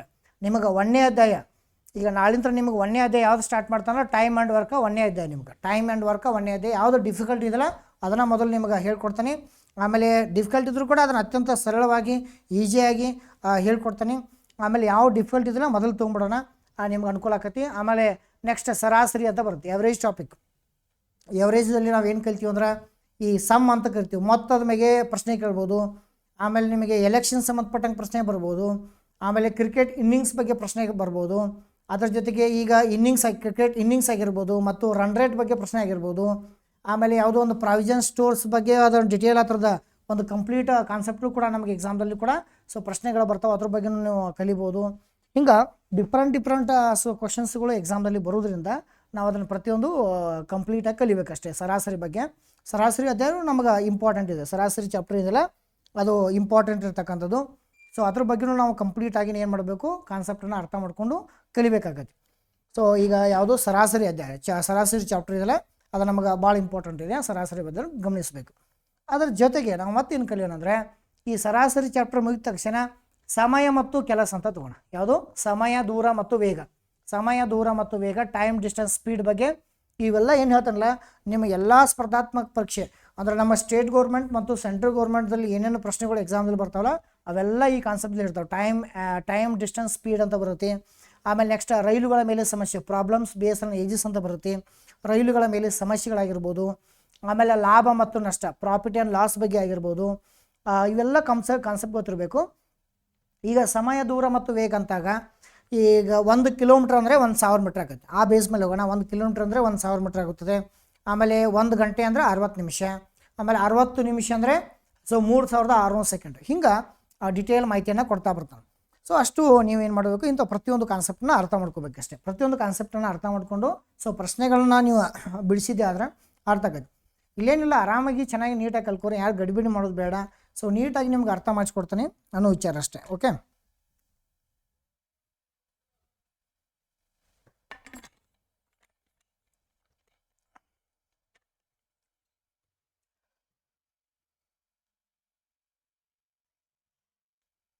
ಓಕೆ, ನೋಡ್ರಿ. ಈಗ ನಿಮ್ಗೆ ಅದನ್ನೇ ಹೇಳ್ತಾ ಇದ್ದೀವಿ, ಏನಂದರೆ ಸಮಯ, ದೂರ ಮತ್ತು ವೇಗ ಅಂತ ಕೊಟ್ಟಾಗ, ಟೈಮ್, ಡಿಸ್ಟೆನ್ಸ್, ಸ್ಪೀಡ್ ಅಂತ ಕೊಟ್ಟಾಗ ಈ ಟೈಮ್ ಮತ್ತು ಡಿಸ್ಟೆನ್ಸ್ ಮತ್ತು ಸ್ಪೀಡ್ ಈಗ ಎಲ್ಲೆಲ್ಲಿ ಯಾವ್ಯಾವ ಟಾಪಿಕ್ ಯೂಸ್ ಆಗುತ್ತೆ ಅನ್ನೋದು ಹೇಳ್ಕೊಡ್ತೀನಿ. ಈ ಎಲ್ಲ ಏನು ಕಾನ್ಸೆಪ್ಟ್ ಇದೆಯಲ್ಲ ಇದು ನಿಮಗೆ ನೆಕ್ಸ್ಟ್ ರೈಲುಗಳ ಮೇಲೆ ಸಮಸ್ಯೆ ಇಲ್ಲ, ಇಲ್ಲೂ ಕೂಡ ಯೂಸ್ ಆಗುತ್ತೆ. ನೆಕ್ಸ್ಟ್ ಬರ್ತಕ್ಕಂಥದ್ದು ನಮ್ಗೆ ಪ್ರಾಬ್ಲಮ್ಸ್ ಆನ್ ಟ್ರೈನ್ಸ್ ಅಂತ ಬರುತ್ತೆ. ರೈಲುಗಳ ಮೇಲಿನ ಸಮಸ್ಯೆಗಳು ಕೂಡ ಪ್ರಶ್ನೆಗಳು ಕೇಳ್ತಾನೆ. ಪ್ರಾಬ್ಲಮ್ಸ್ ಬೇಸ್ ಆನ್ ಏಜಸ್ ಅಂತ ಬರುತ್ತೆ, ಪ್ರಾಬ್ಲಮ್ಸ್ ಆನ್ ಟ್ರೈನ್ಸ್ ಅಂತ ಬರುತ್ತೆ. ಈ ಚಾಪ್ಟರ್ದಲ್ಲೂ ಕೂಡ ಪ್ರಶ್ನೆಗಳು ಕೇಳ್ತಾನೆ. ಈಗ ಪ್ರಶ್ನೆ ಏನು ಕೇಳ್ಬೋದು, ರೈಲುಗಳ ಬಗ್ಗೆ ಪ್ರಶ್ನೆ ಏನು ಕೇಳ್ಬೋದು ಅಂದ್ರೆ ರೈಲಿನ ಉದ್ದವೆಷ್ಟು, ರೈಲಿನ ವೇಗವೆಷ್ಟು, ಟ್ರೈನ್ ಸ್ಪೀಡ್, ಟ್ರೈನ್ ಡಿಸ್ಟೆನ್ಸ್ ಆಗಿರ್ಬೋದು, ದೆನ್ ಪ್ಲಾಟ್ಫಾರ್ಮ್ ಲೆಂತ್, ಆಮೇಲೆ ಬ್ರಿಡ್ಜ್ ಲೆಂತ್, ಟನಲ್ ಲೆಂತ್, ಹಿಂಗೆ ಸಾಕಷ್ಟು ಡಿಫ್ರೆಂಟ್ ಕಾನ್ಸೆಪ್ಟಲ್ಲಿ ಲಾಸ್ಟ್ ಟೈಮ್ ಒಂದು KE-ದಲ್ಲಿ FDA-ದಲ್ಲಿ ಒಂದು ಕ್ವಶನ್ಸ್ ಬಂದಿತ್ತು. ಆಮೇಲೆ ಅವ್ರ ಅನುಪಾತಗಳ ಬಗ್ಗೆ, ರೇಷಿಯೋಗಳ ಬಗ್ಗೆ ಭಾಳ ಸಾಕಷ್ಟು ಡಿಫ್ರೆಂಟ್ ಕ್ವಶನ್ಸ್ಗಳು ಎಕ್ಸಾಮಲ್ಲಿ ಕೇಳ್ತಾನೆ. ಅದನ್ನು ಕೂಡ ನೀವು ಗಮನಿಸಬೇಕಾಗತ್ತೆ. ಅದ್ರ ಬಗ್ಗೆಯೂ ಕೂಡ ನಿಮ್ಗೆ ನೋಡ್ರಿ ಪ್ರತಿಯೊಬ್ಬರಿಗೆ ಹೇಳ್ತಾನೆ.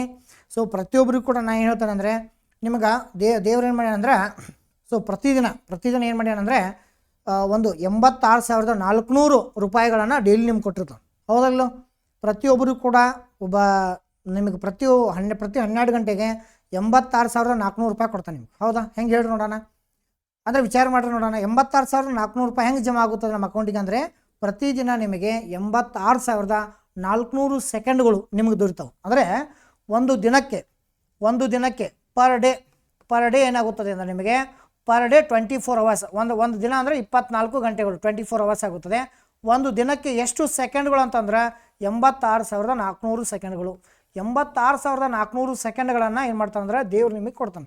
ಅಂದ್ರೆ ಅದನ್ನು ಹೆಂಗೆ ಯೂಸ್ ಮಾಡ್ತಾರೆ, ಹೆಂಗೆ ನೀವು ಅರ್ಥ ಮಾಡ್ಕೋತೀರೋ ಅದ್ರ ಮೇಲೆ ಡಿಪೆಂಡ್. ಯಾಕಂದ್ರೆ ಈ ಪ್ರತಿದಿನ ಪ್ರತಿಯೊಬ್ಬ ವ್ಯಕ್ತಿಗೆ ಜಗತ್ತಿನಲ್ಲಿರ್ತಕ್ಕಂಥ ಪ್ರತಿಯೊಬ್ಬ ವ್ಯಕ್ತಿ ಕೂಡ 86,400 ಸೆಕೆಂಡ್ಗಳನ್ನು ದೇವ್ರು ಏನು ಮಾಡ್ತಾನೆ ನಿಮ್ಗೆ ಡಿಪಾಸಿಟ್ ಮಾಡಿರ್ತಾನೆ.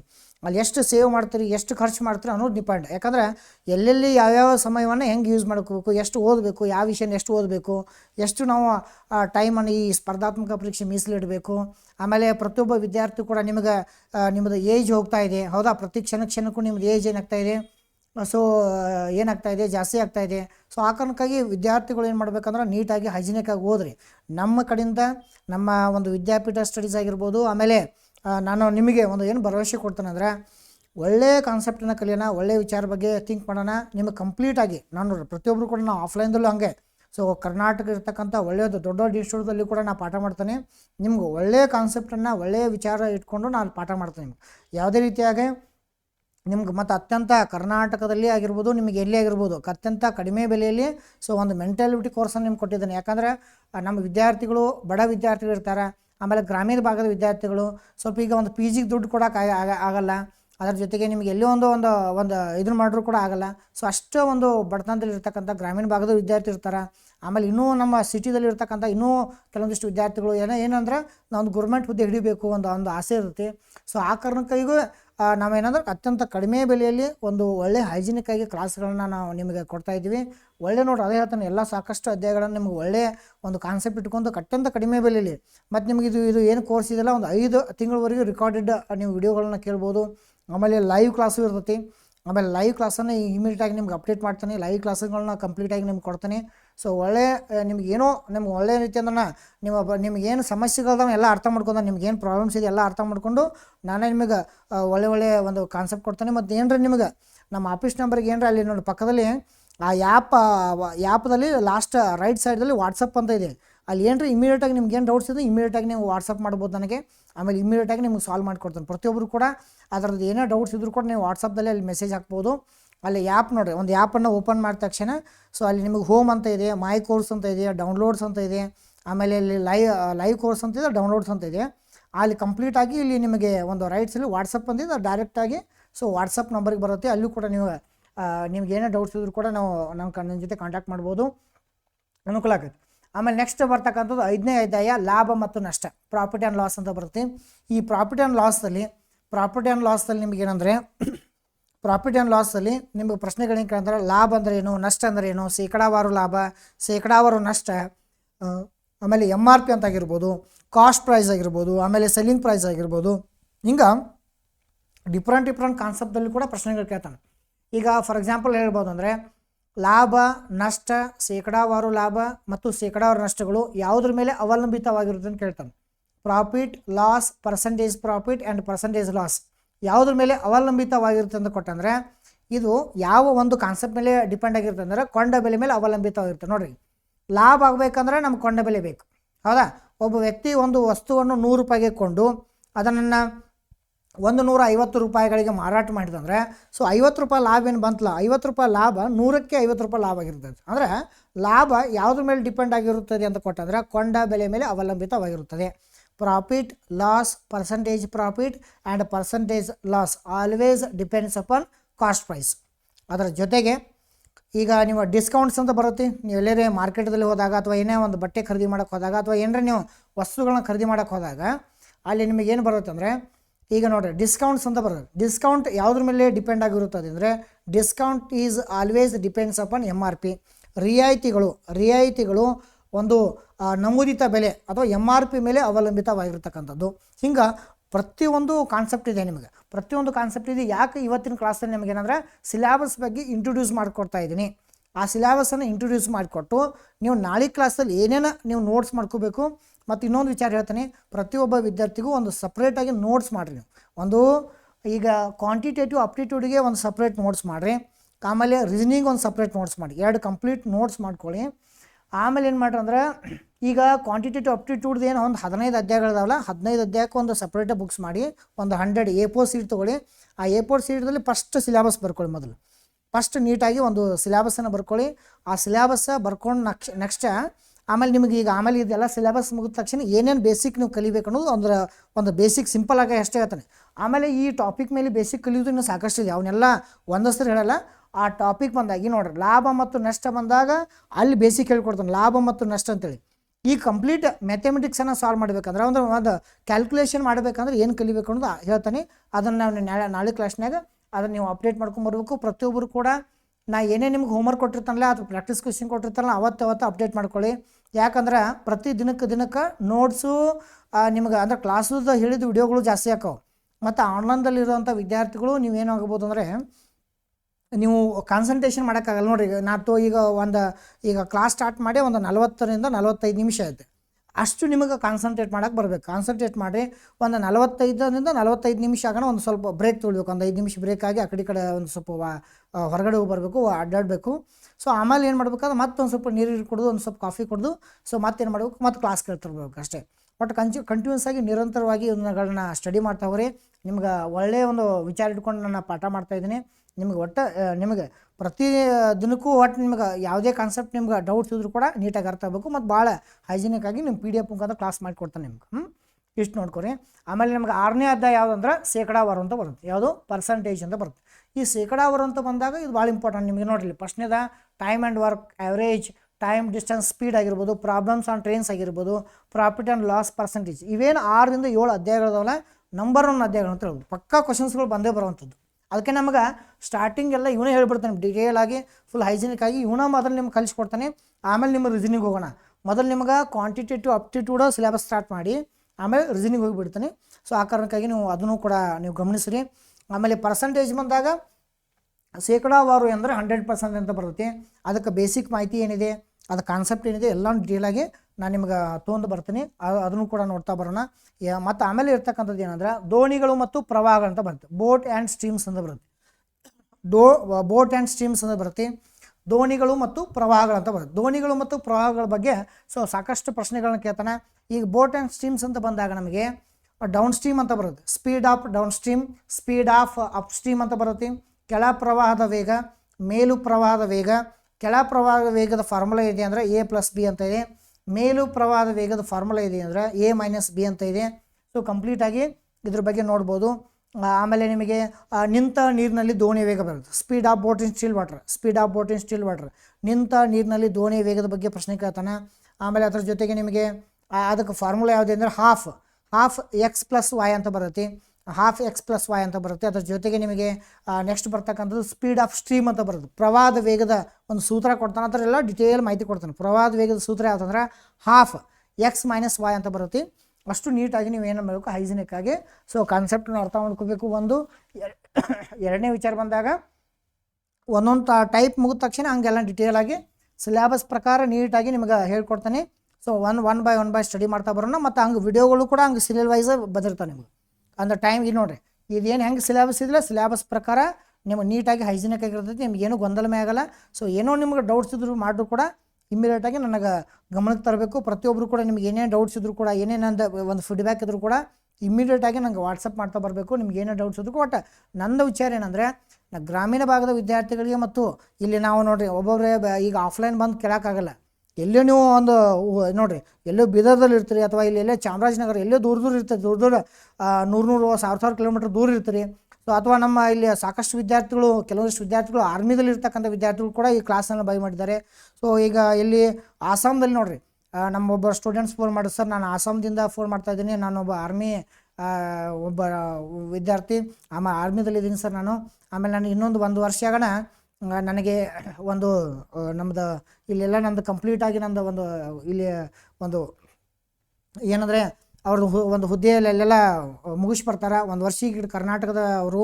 ಆಮೇಲೆ ಅವ್ರಿಗೆ ಮುಂದೆ ಬಂದು ಇಲ್ಲಿ ನಮಗೆ ಇನ್ ಸರ್ವಿಸ್ದಲ್ಲಿ ಏನಾಗೋದು, ಮತ್ತು ಮುಂದೆ ಅವರು ಮತ್ತು PSI ಅಥವಾ ನಮ್ಮ ಪೊಲೀಸ್ ಕಾನ್ಸ್ಟೇಬಲ್ ಆಗಿರೋ ಬೇರೆ ಬೇರೆ ಹುದ್ದೆಗಳಿಗೆ ನಾವು ಓದ್ಬೇಕು ಸರ್ ಅಂತ ಹೇಳ್ತಾರೆ. ಅವ್ರದ್ದೊಂದು 15 ವರ್ಷದ ಅವಧಿ ಅಲ್ಲಿ ಕಂಪ್ಲೀಟ್ ಆದ ತಕ್ಷಣ ಅವ್ರದ್ದು ಏನು ಮುಗಿತಂದ್ರೆ ಆಮೇಲೆ ಇಲ್ಲಿ ಬಂದು ಮತ್ತೆ ಓದ್ತಿರ್ತಾರೆ.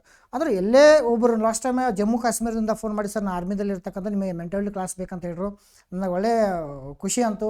ಯಾಕಂದ್ರೆ ಎಲ್ಲೇ ಇರ್ತಕ್ಕಂಥ ಆನ್ಲೈನ್ ಪ್ಲಾಟ್ಫಾರ್ಮ್ ಇದೆಲ್ಲ ಒಳ್ಳೆಯ ವಿಚಾರ. ಯಾಕಂದರೆ ಎಲ್ಲೇ ನೀವು ಇರ್ತೀರಿ, ನಾವು ಎಲ್ಲೇ ಇರ್ತೀವಿ. ಬಟ್ ಒಳ್ಳೆಯ ಒಂದು ವಿಚಾರ ಇಟ್ಕೊಂಡು ನಾವು ಪಾಠ ಸ್ಟಾರ್ಟ್ ಮಾಡ್ತಾಯಿದ್ದೀನಿ. ಬಟ್ ನಿಮ್ಗೆ ಪ್ರತಿಯೊಬ್ಬರಿಗೂ ದೇವ್ರು ಒಳ್ಳೇದು ಮಾಡಲಿ. ಎಲ್ಲನೂ ಕಾನ್ಸೆಪ್ಟ್ ನಿಮ್ಗೆ ಎಲ್ಲ ಅರ್ಥ ಆಗಲಿ ಅಂತೇಳಿ ನನ್ನ ಕಡೆಯಿಂದ ನಿಮ್ಗೆ ವಿಶೇಷ ಇರುತ್ತೆ. ಒಟ್ಟು ಪ್ರತಿಯೊಬ್ಬರು ಕೂಡ ನೀವು ಕಲೀರಿ. ನಿಮಗೆ ಏನೇ ಸಮಸ್ಯೆ ಇದ್ರು ಏನೇ ಡೌಟ್ಸ್ ಇದ್ದರೂ ಕೂಡ ನಿಮ್ಗೆ ಇಮಿಡಿಯೇಟಾಗಿ ನನಗೆ ಗಮನಕ್ಕೆ ತರ್ರಿ, ನಿಮಗೆಲ್ಲ ಹೆಲ್ಪ್ ಮಾಡ್ತಾನೆ ನಾನು.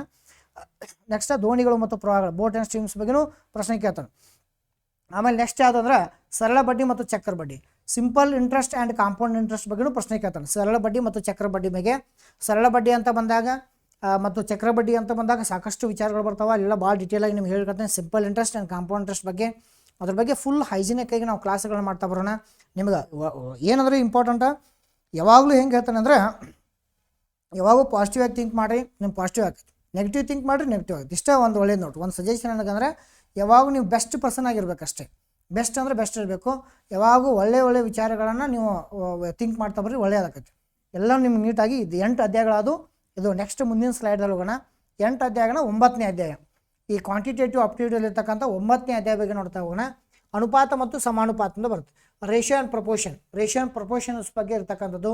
ನಿಮಗೆ ರೇಷಿಯೋ ಬಗ್ಗೆ ಪ್ರಶ್ನೆಗಳನ್ನ ಕೊಡ್ಬೋದು. ರೇಷಿಯೋ ಬಗ್ಗೆ ಪ್ರಶ್ನೆ ಕೊಡ್ತಾನೆ. ಆಮೇಲೆ ಪ್ರಪೋರ್ಷನ್ ಬಗ್ಗೆನೂ ಪ್ರಶ್ನೆ ಕೊಡ್ತಾನೆ. ಆಮೇಲೆ ಸಾಕಷ್ಟು ಈ ರೇಷಿಯೋದಲ್ಲಿ ಸಾಕಷ್ಟು ಪ್ರಶ್ನೆಗಳು ಬರ್ತಾವೆ, ಅದನ್ನು ಕೂಡ ನೀವು ಗಮನಿಸ್ಬೋದು. ರೇಷಿಯೋ ಆ್ಯಂಡ್ ಪ್ರಪೋರ್ಷನ್ ಅಂತ ಬರುತ್ತೆ. ಆಮೇಲೆ ನೆಕ್ಸ್ಟ್ 10ನೇ ಅಧ್ಯಾಯ ಯಾವುದಂದ್ರೆ ಪ್ರೊಬ್ಯಾಬಿಲಿಟಿ. ಸೊ ಪ್ರೊಬ್ಯಾಬಿಲಿಟಿ ಕಾನ್ಸೆಪ್ಟ್ ಕೇಳ್ತಾನೆ ನೀವು.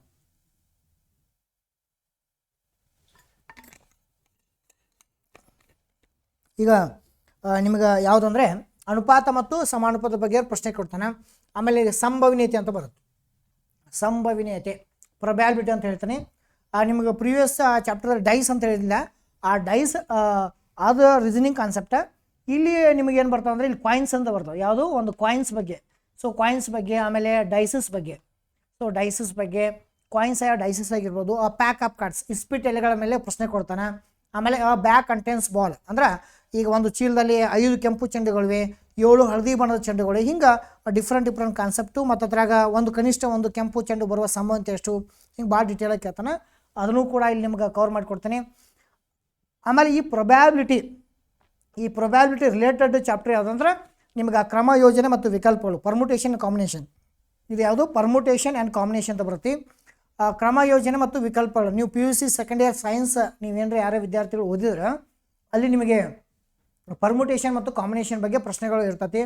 ಆಮೇಲೆ ಪ್ರೊಬ್ಯಾಬಿಲಿಟಿನೂ ಇರ್ತೈತಿ. ಆಮೇಲೆ ಸೆಟ್ಸ್ ಬಗ್ಗೆ, ಸೆಟ್ಸ್ ಕಾನ್ಸೆಪ್ಟ್ ಏರಿದೆಯಲ್ಲ ಅದ್ರ ಬಗ್ಗೆನೂ ಬರ್ತೈತಿ. ನಿಮಗೆ ಹಿಂಗೆ ಬೇರೆ ವಿಚಾರದಲ್ಲಿ ಇಟ್ಕೊಂಡು ಪ್ರಶ್ನೆಗಳು ಕೇಳ್ತಾನೆ. ಇಲ್ಲಿ ನಮ್ಮ ಸ್ಪರ್ಧಾತ್ಮಕ ಪರೀಕ್ಷೆಯಲ್ಲಿ ಕೂಡ ಏನಾಗೈತೆ ಅಂದ್ರೆ ಈ ಕ್ರಮ ಯೋಜನೆ ಮತ್ತು ವಿಕಲ್ಪ ಬಗ್ಗೆ ಪ್ರಶ್ನೆಗಳು ಕೇಳ್ತಾನೆ. ಸಾಕಷ್ಟು ಕೇಳೋಣ, ಲಾಸ್ಟ್ ಟೈಮ್ ಕೇಳೋಣ. ಅದ್ರ ಬಗ್ಗೆನೂ ಡೀಟೇಲಾಗಿ ಸ್ಟಡಿ ಮಾಡ್ತಾ ಬರೋಣ. ಈ ಪರ್ಮುಟೇಷನ್ ಆ್ಯಂಡ್ ಕಾಂಬಿನೇಷನ್ ಅಂತ ಬರುತ್ತೆ. ಆಮೇಲೆ ನೆಕ್ಸ್ಟ್ ಬರ್ತಕ್ಕಂಥದ್ದು ಯಾವುದಂದ್ರೆ ನಿಮಗೆ ಲಸ ಮತ್ತು ಮಸ ಅಂತ ಬರುತ್ತೆ. LCM ಆ್ಯಂಡ್ SCF ಅಂತೇಳಿ. ಸೊ LCM ಅಂಡು SCF ಬಗ್ಗೆ ಇರ್ತಕ್ಕಂಥ ಕಾನ್ಸೆಪ್ಟು ಕೂಡ ನಿಮ್ಮ ಎಲ್ಲ ಸ್ಪರ್ಧಾತ್ಮಕ ಪರೀಕ್ಷೆಗಳು ಕೂಡ ಕೇಳ್ತಾನೆ. ಅದ್ರ ಬಗ್ಗೆನೂ ಕಾನ್ಸೆಪ್ಟ್ ನಿಮ್ಗೆ ಹೇಳ್ತೀನಿ. LCM ಮತ್ತು SCF ಒಂದು ಲೀಸ್ಟ್ ಕಾಮನ್ ಮಲ್ಟಿಪಲ್ ಒಂದು ಹೈಯೆಸ್ಟ್ ಕಾಮನ್ ಫ್ಯಾಕ್ಟರ್ ಅಂತ ಬರುತ್ತೆ. ಸೊ ಆ ಥರದ ಪ್ರಶ್ನೆಗಳನ್ನು ಕೇಳ್ತಾನೆ ಎಕ್ಸಾಮ್ದಲ್ಲಿ. ಆಮೇಲೆ ನೆಕ್ಸ್ಟ್ ಬರ್ತಕ್ಕಂಥ 13ನೇ ಅಧ್ಯಾಯ ಪಾರ್ಟ್ನರ್ಶಿಪ್ ಅಂತ ಬರುತ್ತೆ, ಪಾಲುದಾರಿಕೆ. ಈ ಪಾಲುದಾರಿಕೆ ಬಗ್ಗೆನೂ ಪ್ರಶ್ನೆಗಳು ಕೇಳ್ತಾನೆ, ಪಾರ್ಟ್ನರ್ಶಿಪ್ ಬಗ್ಗೆ. ಸೊ ಪಾರ್ಟ್ನರ್ಶಿಪ್ ಅಂದರೆ ಈಗ 2 or more people can together make do a business. ಅಂದರೆ 2 ಅಥವಾ ಅದಕ್ಕಿಂತ ಹೆಚ್ಚಿನ ವ್ಯಕ್ತಿಗಳು ಪರಸ್ಪರ ಪಾಲುದಾರರಾಗಿ ಒಂದು ಬಿಸ್ನೆಸ್ ಅಂದರೆ ಒಂದು ವ್ಯಾಪಾರ ಮಾಡೋದಕ್ಕೆ ನಾವು ಪಾರ್ಟ್ನರ್ಶಿಪ್ ಅಂತ ಕರಿತೀವಿ. ಅದ್ರ ಬಗ್ಗೆನೂ ಕೂಡ ಪಾರ್ಟ್ನರ್ ಅಂದ್ರೇನು, ಪಾರ್ಟ್ನರ್ಶಿಪ್ ಅಂದ್ರೇನು, ಅದ್ರ ಬಗ್ಗೆನೂ ಕೂಡ ನಿಮ್ಗೆ ಅದ್ರ ಬಗ್ಗೆ ಹೇಳ್ತಾನೆ. ಆಮೇಲೆ ನೆಕ್ಸ್ಟ್ ನಿಮಗೆ ಬರ್ತಕ್ಕಂಥದ್ದು ಒಂದು 14ನೇ ಅಧ್ಯಾಯ ಅಂದರೆ ಡಾಟಾ ಇಂಟರ್ಪ್ರಿಟೇಷನ್ ಅಂತ ಬರುತ್ತೆ, ದತ್ತಾಂಶ ವಿಶ್ಲೇಷಣೆ. ಈ ಡಾಟಾ ಇಂಟರ್ಪ್ರಿಟೇಷನ್ ಬಗ್ಗೆನೂ ಪ್ರಶ್ನೆಗಳು ಕೇಳ್ತಾನೆ. ಆ ಡಾಟಾ ಇಂಟರ್ಪ್ರಿಟೇಷನ್ ಅಂದರೆ ನಿಮಗೆ ಪೈ ಚಾರ್ಟ್ ಆಗಿರ್ಬೋದು, ಬಾರ್ ಗ್ರಾಫ್ಸ್ ಆಗಿರ್ಬೋದು, ಆಮೇಲೆ ಲೈನ್ ಗ್ರಾಫ್ಸ್ ಆಗಿರ್ಬೋದು, ಆಮೇಲೆ ನಿಮಗೆ ಒಂದು ಟೇಬಲ್ ಗ್ರಾಫ್ಸ್ ಆಗಿರ್ಬೋದು. ಹಿಂಗೆ 4 ಕಾನ್ಸೆಪ್ಟ್ ಬರ್ತಾವೆ: bar graph, line graphs, table graphs, pi chart ಅಂತೇಳಿ. ಸೊ ಈ 4 ಕಾನ್ಸೆಪ್ಟ್ಗಳಲ್ಲಿ ಕೂಡ ನಿಮಗೆ ಈಗ ಲಾಸ್ಟ್ ಟೈಮ್ ಒಂದು FD ಎಕ್ಸಾಮ್ದಲ್ಲಿ ಅಥವಾ TET ಎಕ್ಸಾಮ್ದಲ್ಲಿ ಕೂಡ ಪ್ರಶ್ನೆ ಬಂದಿತ್ತು. ಆಮೇಲೆ ಇನ್ನು ಮುಂಬರುವ ದಿನಗಳಲ್ಲಿ ಮತ್ತು ಬೇರೆ ಕೇಳ್ತಾನೆ. ಡಾಟಾ ಇಂಟರ್ಪ್ರಿಟೇಷನ್ ಅಂತ ಬರುತ್ತೆ, ಅದರ ಬಗ್ಗೆ ನಿಮ್ಗೆ ಡೀಟೇಲಾಗಿ ಅಲ್ಲಿ ಮಾಹಿತಿ ಕೊಡ್ತೀನಿ. ಆಮೇಲೆ ನೆಕ್ಸ್ಟ್ ಬರ್ತಕ್ಕಂಥದ್ದು ಏನಂದರೆ ಈಗ ಇತರೆ ಪ್ರಶ್ನೆಗಳು ಮಿಸ್ಲೇನಿಯಸ್ ಅಂತ ಬರುತ್ತೆ. ಈ ಮಿಸ್ಲೇನಿಯಸ್ ಚಾಪ್ಟ್ರಲ್ಲೂ ಕೂಡ ನಿಮಗೆ ಅನುಕೂಲ ಆಗುತ್ತೆ. ಮಿಸ್ಲೇನಿಯಸ್ ಅಂದರೆ ಈಗ ನಿಮ್ಗೆ ಕೆಲವೊಂದಿಷ್ಟು ಮಿಸ್ಲೇನಿಯಸ್ ಇತರೆ ಪ್ರಶ್ನೆಗಳು ಬರ್ತಾವೆ. ಈಗ ಎಷ್ಟು ಕೋಳಿಗೆ ಎಷ್ಟು ತಲೆಗಳು, ಆಮೇಲೆ ಹಸುವಿಗೆ ಎಷ್ಟು ತಲೆ, ಎಷ್ಟು ಕಾಲುಗಳು, ಕೋಳಿಗೆ ಎಷ್ಟು ಕಾಲುಗಳು, ಎಷ್ಟು ಹಸುಗಳು. ಆಮೇಲೆ ನಿಮಗೆ ಈ ಸಿಂಪ್ಲಿಫಿಕೇಷನ್ ಅಂತ ಬರುತ್ತೆ. ಆಮೇಲೆ ಬೋಡಾಮಸ್ ರೂಲ್ಸ್ ಅಂತ ಬರುತ್ತೆ. ಅದ್ರ ಜೊತೆಗೆ ಫ್ರ್ಯಾಕ್ಷೇಷನ್ ಅಂತ ಬರುತ್ತೆ. ಹಂಗೆ ನಿಮ್ಮ ಕಾನ್ಸೆಪ್ಟ್ಗಳು ಏನಿದಾವಲ್ಲ ಅದ್ರ ಬಗ್ಗೆ ಎಲ್ಲ ಡೀಟೇಲ್ ಕೊಡ್ತಾನೆ. ಇದು ಮಿಸ್ಲೇನಿಯಸ್. ಇಲ್ಲಿ ಕೂಡ ನಿಮ್ಗೆ ಇನ್ನು ಈಗೇನು ಹೇಳಿಲ್ಲ, ಇದನ್ನು ಬಿಟ್ಟು ಇನ್ನೂ ಕಾನ್ಸೆಪ್ಟ್ಗಳು ಏನಿದಾವಲ್ಲ ನಿಮಗೆಲ್ಲ ಸ್ಪರ್ಧಾತ್ಮಕ ಪರೀಕ್ಷೆಗಳು ಏನೇನು ಬರ್ತಾವೆ ಕ್ವಶನ್ಸ್ಗಳು ಅದನ್ನು ಹೇಳ್ಕೊಡ್ತಾನೆ. ಅದ್ರ ಜೊತೆಗೆ ನಿಮಗೆ ಇನ್ನೊಂದು ಚಾಪ್ಟರ್ ಯಾವುದಂದ್ರೆ ಮೆನ್ಸುರೇಷನ್. ಸೊ ಮೆನ್ಸುರೇಷನ್ ಅಂದರೆ ನಿಮಗೆ ಈಗ ಯಾವುದು ಈಗ ಒಂದು ತ್ರಿಭುಜ ಆಗಿರ್ಬೋದು, ಆಮೇಲೆ ಚೌಕ ಆಗಿರ್ಬೋದು, ಆಯತ ಆಗಿರ್ಬೋದು, ಅದರದ್ದು ಕಾನ್ಸೆಪ್ಟು ಏನಿದೆಯಲ್ಲ ಅದನ್ನೆಲ್ಲ ಹೇಳ್ಕೊಡ್ತಾನೆ ನಿಮಗೆ. ಅಲ್ಲೂ ಕೂಡ ಇನ್ಕ್ಲೂಡ್ ಇರ್ತೈತಿ. ಈ ಮಿಸ್ಲೆನಿಯಸ್ ಚಾಪ್ಟರ್ದಲ್ಲಿ ಅದರ್ಸ್ ಚಾಪ್ಟರ್ ಏನಿದೆಯಲ್ಲ ಅದನ್ನು ಡಿಟೇಲ್ ಆಗಿ ನಿಮಗೆ ಒಂದೊಂದು ಸಪ್ರೇಟ್ ಸೊ ಕ್ಲಾಸ್ಗಳನ್ನ ಮಾಡಿಕೊಡ್ತೀನಿ. ಇಲ್ಲಿವರೆಗೆ ನಿಮಗೆ ಟೋಟಲ್ ಆಗಿ ಒಂದು ರೀಸನಿಂಗ್ದಲ್ಲಿ 15 ಅಧ್ಯಾಯಗಳು ಮತ್ತು ಕ್ವಾಂಟಿಟೇಟಿವ್ ಆಪ್ಟಿಟ್ಯೂಡ್ದಲ್ಲಿ ಒಂದು 15 ಅಧ್ಯಾಯಗಳು, ಟೋಟಲ್ 30 ಅಧ್ಯಾಯಗಳನ್ನು ಕಂಪ್ಲೀಟಾಗಿ ನಿಮ್ಗೆ ಹೈಜಿನಿಕ್ ಆಗಿ ಸೊ ಕ್ಲಾಸ್ಗಳನ್ನು ನಾವು ಮಾಡಿಕೊಡ್ತೇನೆ. ಇನ್ನು ನಿಮ್ಗೆ ಅದರ ಸಿಲೆಬಸ್ ಎಲ್ಲ ಕಂಪ್ಲೀಟ್ ಮಾಹಿತಿ ಗೊತ್ತಿದೆ. ಫಸ್ಟ್ ನಿಮ್ಗೆ ನಾಳೆ ಕ್ಲಾಸ್ದಲ್ಲಿ ಫಸ್ಟ್ ನಿಮಗೆ ಯಾವುದೋ ಟಾಪಿಕ್ ಸ್ಟಾರ್ಟ್ ಮಾಡ್ತಾನೆ ಅಂದರೆ ಒಂದು ಟೈಮ್ ಆ್ಯಂಡ್ ವರ್ಕ್ ಬಗ್ಗೆ ಸ್ಟಾರ್ಟ್ ಮಾಡ್ತಾನೆ. ಟೈಮ್ ಆ್ಯಂಡ್ ವರ್ಕ್ ಅಂತೇಳಿ ಆ ಟೈಮ್ ಆ್ಯಂಡ್ ವರ್ಕಲ್ಲಿ ಸೊ ಪ್ರಶ್ನೆಗಳನ್ನು ನಾನು ನಿಮಗೆ ಡೀಟೇಲಾಗಿ ಕೊಡ್ತಾ ಬರ್ತೀನಿ. ಟೈಮ್ ಆ್ಯಂಡ್ ವರ್ಕ್ ಅಂತ ಹೋಗೋಣ. ಅದನ್ನು ಫಸ್ಟ್ ಅಧ್ಯಾಯ ನಿಮ್ಗೆ ಇಲ್ಲಿಂದ ಸ್ಟಾರ್ಟ್ ಮಾಡ್ತೀನಿ. ಯಾವುದು ಟೈಮ್ ಆ್ಯಂಡ್ ವರ್ಕ್ ಅಂತೇಳಿ, ಸಮಯ ಮತ್ತು ಕೆಲಸ, ಇದೇ ಅಧ್ಯಾಯ. ಇದ್ರ ಬಗ್ಗೆ ಬೇಸಿಕ್ ಹೇಳ್ಕೊಡ್ತೀನಿ. ಬೇಸಿಕ್ಕಾಗಿ ಅದ್ರ ಟೈಪ್ಸ್ ಹೆಂಗೆ ಬರ್ತಾವೆ ಹಂಗೆ ಡೀಟೇಲಾಗಿ ಕಲಿಸ್ಕೊಡ್ತೀನಿ. ಬೇಕಾದ್ರೆ ಒಂದು ಅಧ್ಯಾಯಗಳನ್ನು ಇಲ್ಲಿ ನೋಡ್ಬೋದು. ಟೈಮ್ ಆ್ಯಂಡ್ ವರ್ಕದಲ್ಲಿ PDF ಹೆಂಗೆ ಇರ್ತಾವೆ ನಮ್ಮ ಮತ್ತು ನಿಮ್ಗೊಂದು ತೋರಿಸ್ಕೊಡ್ತೀನಿ ಯಾವ ಟೈಮ್ ಆ್ಯಂಡ್ ವರ್ಕದಲ್ಲಿ ಹೆಂಗೆ ನಿಮಗೆಲ್ಲ ಕಂಪ್ಲೀಟ್ PDF ಮುಖಾಂತರ ಕ್ಲಾಸ್ಗಳು ಮಾಡಿಕೊಡ್ತೀನಿ. ಎಲ್ಲ PDF ಇದೆ. PDF ಮುಖಾಂತರ ನಿಮ್ಗೆ ಡೀಟೇಲಾಗಿ ಸೊ ನಿಮ್ಗೆ ಕಾನ್ಸೆಪ್ಟ್ ಸಿಗ್ತದಿಲ್ಲ ಟೈಮ್ ಆ್ಯಂಡ್ ವರ್ಕ್ ಅಂತೇಳಿ.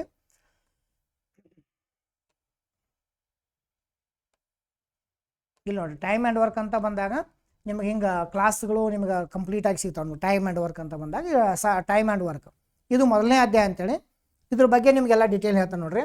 ಈ ಟೈಮ್ ಆ್ಯಂಡ್ ವರ್ಕ್ ಬಂದಾಗ ಅದ್ರ ಬಗ್ಗೆ ನಿಮಗೆ ಬೇಸಿಕ್ ಮಾಹಿತಿಗಳನ್ನು ಹೆಂಗೆ ಕಾನ್ಸೆಪ್ಟ್ ಕಲಿಬೇಕು ಮತ್ತು ಅದಕ್ಕೆ ಫಾರ್ಮುಲಾ ಏನಿದೆ ಆ ಫಾರ್ಮುಲಾ ಬಗ್ಗೆ ಹಿಂಗೆ ಡೀಟೇಲಾಗಿ ಕ್ಲಾಸ್ ಮಾಡ್ತೀನಿ. ಫಾರ್ಮುಲಾ ಕಾನ್ಸೆಪ್ಟು ಇದಾದ ತಕ್ಷಣ ಮತ್ತು ನಿಮಗೆ ಏನಂದ್ರೆ ಇದು ಟೈಪ್ 1, ಈ ಟೈಪ್ 1, ಟೈಪ್ 2, ಟೈಪ್ 3, ಟೈಪ್ 4 ಅಂತೇಳಿ ಬರುತ್ತೆ. ಇದು ಟೈಪ್ 1 ಅಂತ ಇತ್ತಂದ್ರೆ ಟೈಪ್ 1ದಲ್ಲಿ ನಿಮಗೆ ಟೈಪ್ 1ದಾಗ ಒಂದು ಕ್ವಶನ್ ಅಂದರೆ ಬೇಸಿಕ್ ಲೆವೆಲ್ ಹೋಗ್ತಾನೆ. ಬೇಸಿಕ್ ಲೆವೆಲ್ ಟೈಪ್ 1ದಲ್ಲಿ 1ನೇ ಕ್ವಶನು.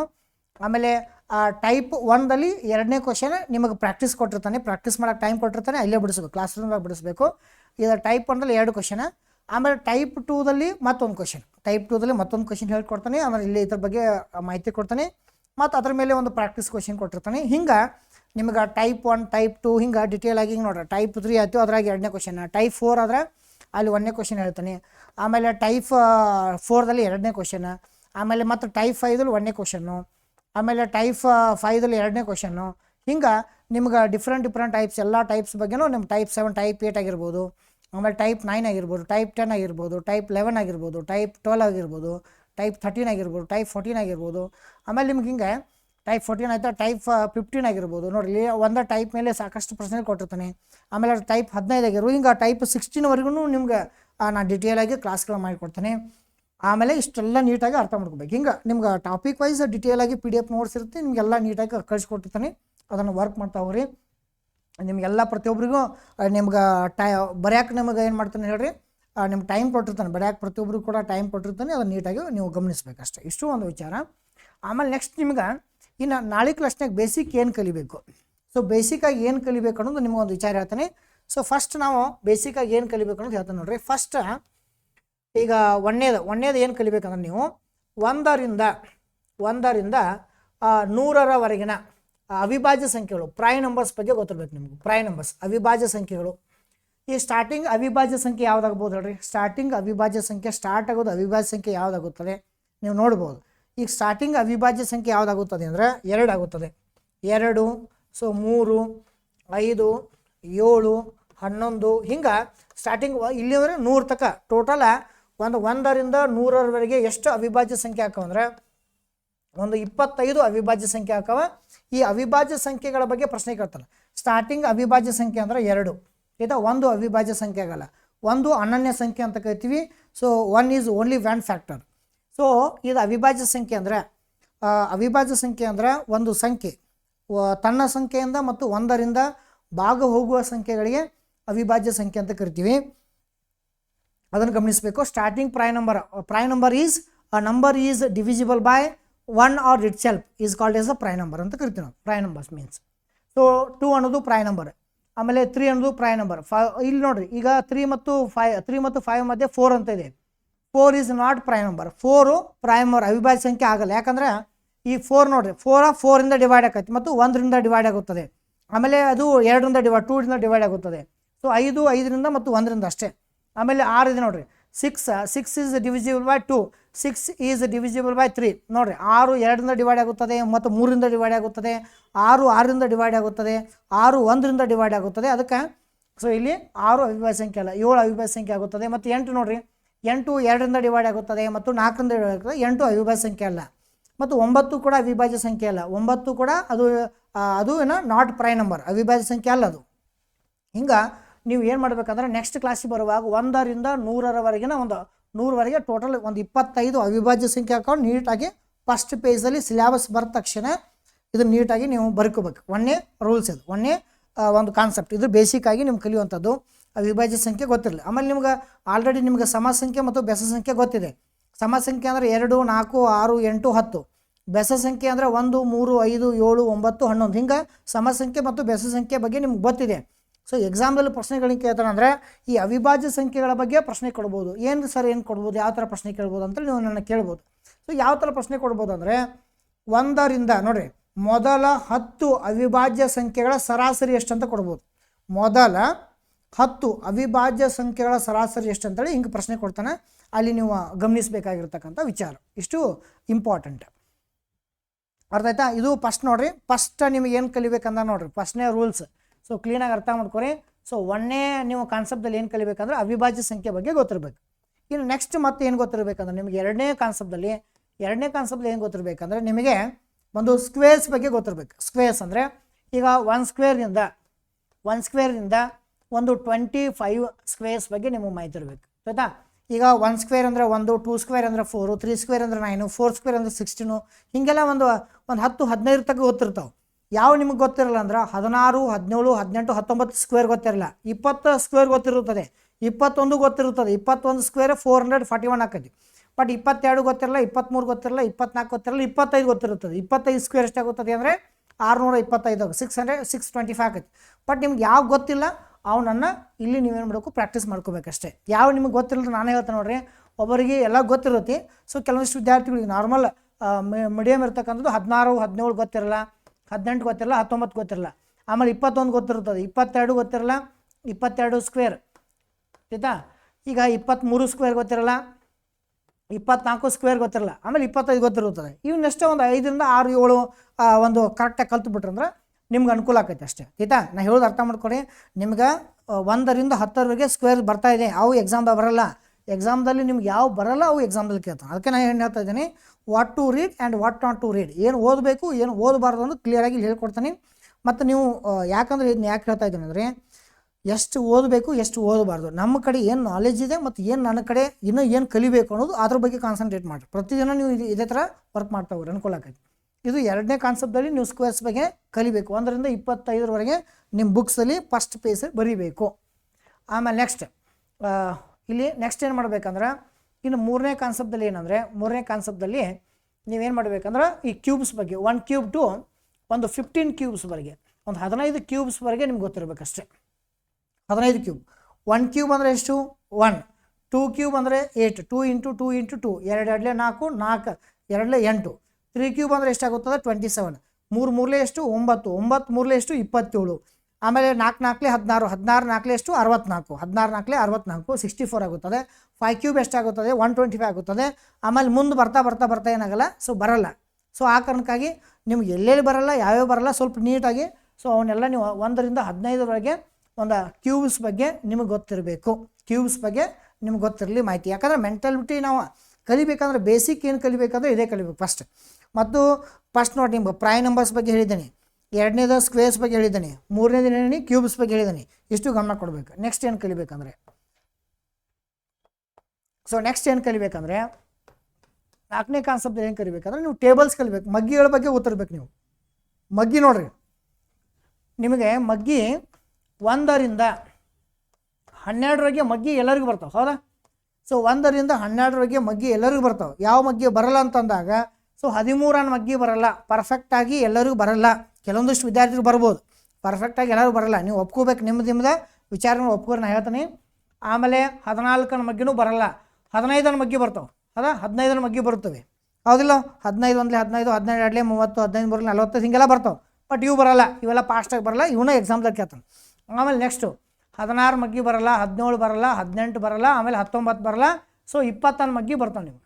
ಹೌದಾ ಇಲ್ಲ? ನಾ ಹೇಳೋದೆಲ್ಲ ನಿಮಗೆ ಕರೆಕ್ಟೇ ಅನಿಸಿಲ್ಲ, ನೀವು ವಿಚಾರ ಮಾಡಿರಿ. ಯಾಕಂದ್ರೆ ನಮಗೆ ಗೊತ್ತಿದೆ ನಿಮ್ಮ ಸಮಸ್ಯೆ ಏನಿದೆ, ನಾ ಎಲ್ಲ ನೀಟಾಗಿ ಅರ್ಥ ಮಾಡ್ಕೊಂಡೇನೆ. ಯಾಕಂದ್ರೆ ಈ ಒಂದು ಮೆಂಟಾಲಿಟಿ ಪಾಠ ಮಾಡೋಕ್ಕಂತೂ ನಾನು 10 ವರ್ಷ ಆಯಿತು. ಸೊ 10 ವರ್ಷಗಳ ಕಾಲ ಇಡೀ ಕರ್ನಾಟಕದಾದ್ಯಂತ ಎಲ್ಲ ಇನ್ಸ್ಟಿಟ್ಯೂಟ್ಗಳಲ್ಲಿ ಕೂಡ ಪಾಠ ಮಾಡಿದ್ದೀನಿ. ಆಮೇಲೆ ಎಲ್ಲ ಹೈಜಿನಿಕ್ಕಾಗಿ ಯಾವುದೇ ರೀತಿಯಾದ ಒಳ್ಳೆ ನಿಮ್ಮ ಕಾನ್ಸೆಪ್ಟು ಒಳ್ಳೆ ವಿಚಾರ ಇಟ್ಕೊಂಡು ನಮ್ಮ 10 ವರ್ಷದ ಎಕ್ಸ್ಪೀರಿಯನ್ಸ್ದಿಂದ ಈ ಥರ ನಿಮಗೆ ಇಷ್ಟೆಲ್ಲ ಅರ್ಥ ಮಾಡ್ಕೋದು. ಯಾಕಂದ್ರೆ ವಿದ್ಯಾರ್ಥಿಗಳ ಸಮಸ್ಯೆಗಳನ್ನ ನಾನು ಏನು ಅನ್ನೋದು ಸೊ ಅರ್ಥ ಮಾಡ್ಕೊತೀನಿ. ಸೊ ಆ ಕಾರಣಕ್ಕಾಗಿ ನಿಮಗೆ ಏನೇನು ಸಮಸ್ಯೆ ಇದೆ ಎಲ್ಲ ಕ್ಲೀನಾಗಿ ಹೇಳಿಬಿಡ್ತಾನೆ. ನೀವು ಹೇಳೋಕ್ಕಿಂತ ಮೊದಲು ನಿಮ್ಗೆ ಏನು ಡೌಟ್ಸ್ ಎಲ್ಲ ಕ್ಲಿಯರ್ ಆಗುತ್ತೆ. ಯಾಕಂದ್ರೆ ಸಾಕಷ್ಟು ವಿದ್ಯಾರ್ಥಿಗಳು ಆಫ್ಲೈನ್ದಲ್ಲಿ ಪಾಠ ಮಾಡಿ ಅವ್ರು ನನಗೆ ಪ್ರಶ್ನೆ ಕೇಳಿ ಏನೇನು ಪ್ರಶ್ನೆ ಕೇಳ್ತಾರೆ ಎಲ್ಲ ಕ್ಲೀನಾಗಿ ಗೊತ್ತಿದೆ ನಂಗೆ. ಹೌದಾ? ಪ್ರಶ್ನೆ ಏನು ಕೇಳ್ತಾರೋ ಏನು ಅವ್ರ ಎಕ್ಸ್ಪೆಕ್ಟೇಷನ್ ಏನಿರುತ್ತೆ ಎಲ್ಲ ಕ್ಲೀನಾಗಿ ಗೊತ್ತಿದೆ ನಂಗೆ. ಹೌದಾ? ಸೊ ಆ ಕಾರಣಕ್ಕಾಗಿ ನಿಮ್ಗೆ ಏನು ಕಲಿಬೇಕು ಅಂತ ಇಲ್ಲಿ ವಿಶೇಷವಾಗಿ ಹೇಳ್ತಾನೆ. ಏನು ಇನ್ನೂ ವಿಶೇಷವಾಗಿ ನೀವು ಏನು ಕಲಿಬೇಕಂದ್ರೆ ಇಷ್ಟು 13 ಮಗ್ಗಿ ಕಲಿರಿ, 17 ಮಗ್ಗಿ ಕಲಿರಿ, ಆಮೇಲೆ 19 ಮಗ್ಗಿ. ಇಷ್ಟು ಇವು 3 ಮಗ್ಗಿಗಳನ್ನು ಈ 3 ಟೇಬಲ್ಸ್ಗಳನ್ನು ನೀಟಾಗಿ ಹಾಕ್ಕೊಡಿ. ಯಾಕಂದರೆ ಈಗ 13, 17, 19 ಏನಂದ್ರೆ ಇವುಗಳು prime numbers as well as add numbers. ಇವು ಅವಿಭಾಜ್ಯ ಸಂಖ್ಯೆಗಳು, ಅದರ ಜೊತೆಗೆ ಬೆಸ ಸಂಖ್ಯೆಗಳು ಕೂಡ. ನೋಡಿರಿ 13, 17, 19 ಅವಿಭಾಜ್ಯ ಸಂಖ್ಯೆಗಳಿವು, ಅದರ ಜೊತೆಗೇನು ಬೆಸ ಸಂಖ್ಯೆಗಳು ಕೂಡ ಹೌದು. ಬೆಸ ಸಂಖ್ಯೆಗಳು ಮತ್ತು ಅವಿಭಾಜ್ಯ ಸಂಖ್ಯೆಗಳು ಇವೆಲ್ಲ. ಸೊ ಅದಕ್ಕೆ ಇದ್ರ ಬಗ್ಗೆನೂ ನೀವು ಒಂದು ಸ್ವಲ್ಪ ವಿಚಾರ ಮಾಡಿರಿ, ಕಾನ್ಸಂಟ್ರೇಟ್ ಮಾಡಿರಿ. ಹಿಂಗೆ ಈ ಥರ ನಿಮ್ಗೆ ಟೇಬಲ್ಸ್ ಬಗ್ಗೆನೂ ಅರ್ಥ ಮಾಡ್ಕೊಂಡು ನಿಮ್ಗೆ ಯಾವ ಡಿಟೇಲಾಗಿ ಬರ್ಕೊಳ್ಳಿ ನೀವೆಲ್ಲ. ಯಾಕಂದ್ರೆ 1ರಿಂದ 30ರವರೆಗೆ ನೀವು ಡಿಟೇಲ್ ಬರೆದ್ರು ಒಳ್ಳೆಯದು. ಅಂದರೆ ಮುಂದೆ ನಿಮ್ಗೆ ಅನುಕೂಲ ಆಗುತ್ತೆ. ಯಾರಿಗೆ ನಿಮ್ಗೆ ಬೇಸಿಕ್ ಟು ಎಲ್ಲ ನೀಟಾಗಿ ಕಲಿಬೇಕಾದ್ರೆ 1ರಿಂದ 30ರವರೆಗೆ ಸೊ ಮಗ್ಗಿಗಳನ್ನು ಕಲಿತರು ಒಳ್ಳೆಯದು ಅಂತ ನಾನು ಹೇಳ್ತಾ ಇದ್ದೀನಿ. 1ರಿಂದ 30ರವರೆಗೆ ನೀಟಾಗಿ ಎಲ್ಲ ಕಡೆ ಬರ್ಕೋತ ಬರ್ರಿ. ಈಗೇನು ನಿಮ್ಗೆ ಬೇಸಿಕ್ ಏನಿಲ್ಲ, ಎಲ್ಲರೂ ಪ್ರತಿಯೊಬ್ಬರು ಕೂಡ ನೀವೇನೇನು ನೋಟ್ಸ್ ಮಾಡ್ತಾಯಿದ್ರಿ ಎಲ್ಲ ನಮಗೆ ಸೊ ಪ್ರತಿಯೊಬ್ಬರು ಕೂಡ ನಮ್ಮ ವಾಟ್ಸಪ್ಗೆ ಫೋಟೋ ಹಾಕಬೇಕು. ಸೊ ಪ್ರತಿಯೊಬ್ಬರು ಕೂಡ ಫೋಟೋ ಹಾಕಿ ನಿಮ್ಗೆ ಏನೇನು ನೋಟ್ಸ್ ಮಾಡ್ತಾಯಿದ್ರಿ ಏನೆಲ್ಲ ನಾನು ಚೆಕ್ ಮಾಡ್ತಾಯಿದ್ದೀನಿ. ನೀವು ಫೋಟೋ ಹೊಡೆದು ನೀಟಾಗಿ ಹಾಕಬೇಕು.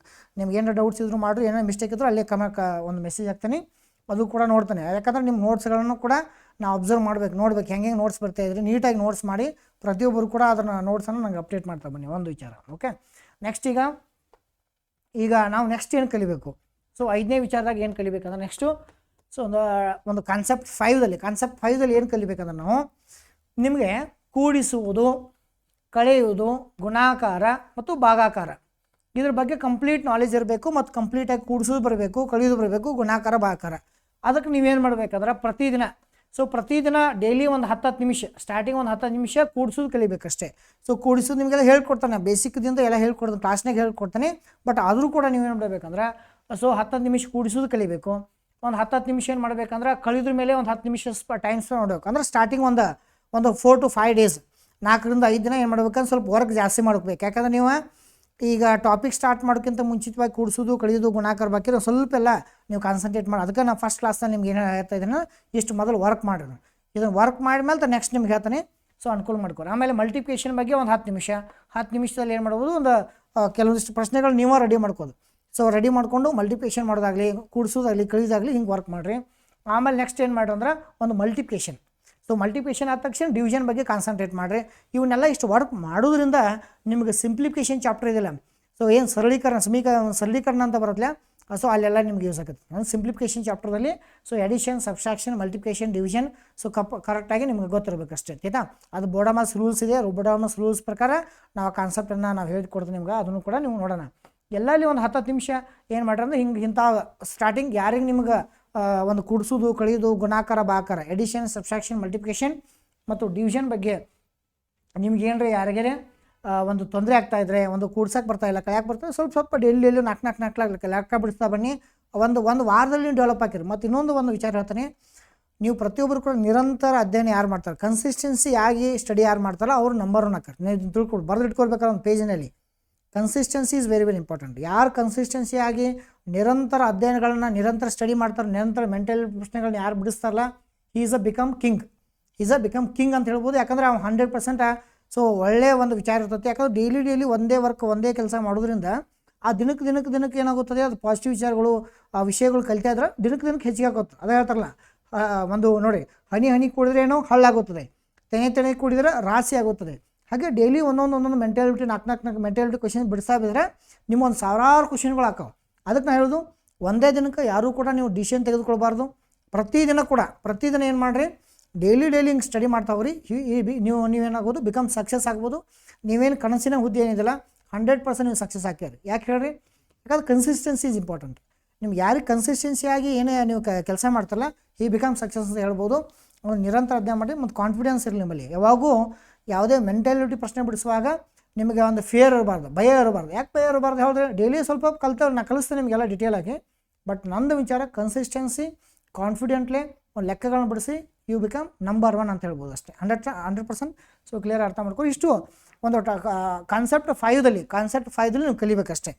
ಇಷ್ಟು ಬೇಸಿಕಾಗಿ ಕಲ್ಕೋರಿ. ಒಂದೇದು ಹೇಳಿ ನಿಮ್ಗೆ ಒಂದು ಪ್ರೈಮ್ ನಂಬರ್ ಬಗ್ಗೆ ಗೊತ್ತಿರಲಿ. ಸೊ ಆಮೇಲೆ ಸ್ಕ್ವೇರ್ಸ್ ಬಗ್ಗೆ ಗೊತ್ತಿರಲಿ, ಕ್ಯೂಬ್ಸ್ ಬಗ್ಗೆ ಗೊತ್ತಿರಲಿ, ಆಮೇಲೆ ನಿಮಗೆ ಒಂದು ಟೇಬಲ್ಸ್ ಬಗ್ಗೆ ಗೊತ್ತಿರಲಿ. ಆಮೇಲೆ ನೆಕ್ಸ್ಟ್ ಒಂದು ಲಾಸ್ಟ್ನೇ ಕಾನ್ಸೆಪ್ಟ್ ಬಂದಾಗ ಒಂದು ಕೂಡಿಸೋದು, ಕಡೆ ಗುಣಾಕಾರ, ಭಾಕಾರ, ಅದ್ರ ಬಗ್ಗೆ ನೀಟಾಗಿ ನಿಮ್ಗೆ ಗೊತ್ತಿರಲಿ. ಇಷ್ಟುವನ್ನು ಮೊದಲು ಕಲಿರಿ. ಈಗ 1ನೇ ಕ್ಲಾಸಲ್ಲಿ ಇಷ್ಟು ಕಲ್ತ್ರಂದ್ರೆ ಮುಂದಿನ ಕ್ಲಾಸಲ್ಲಿ ಆಮೇಲೆ ಒಂದು ಚಾಪ್ಟರ್ ತೊಗೊಂಡ್ರೆ ಅದ್ರ ಬೇಸಿಕ್ಕನ್ನು ನಿಮ್ಗೆ ಕಂಪ್ಲೀಟಾಗಿ ಡೀಟೇಲಾಗಿ ಹೇಳ್ತಾನೆ.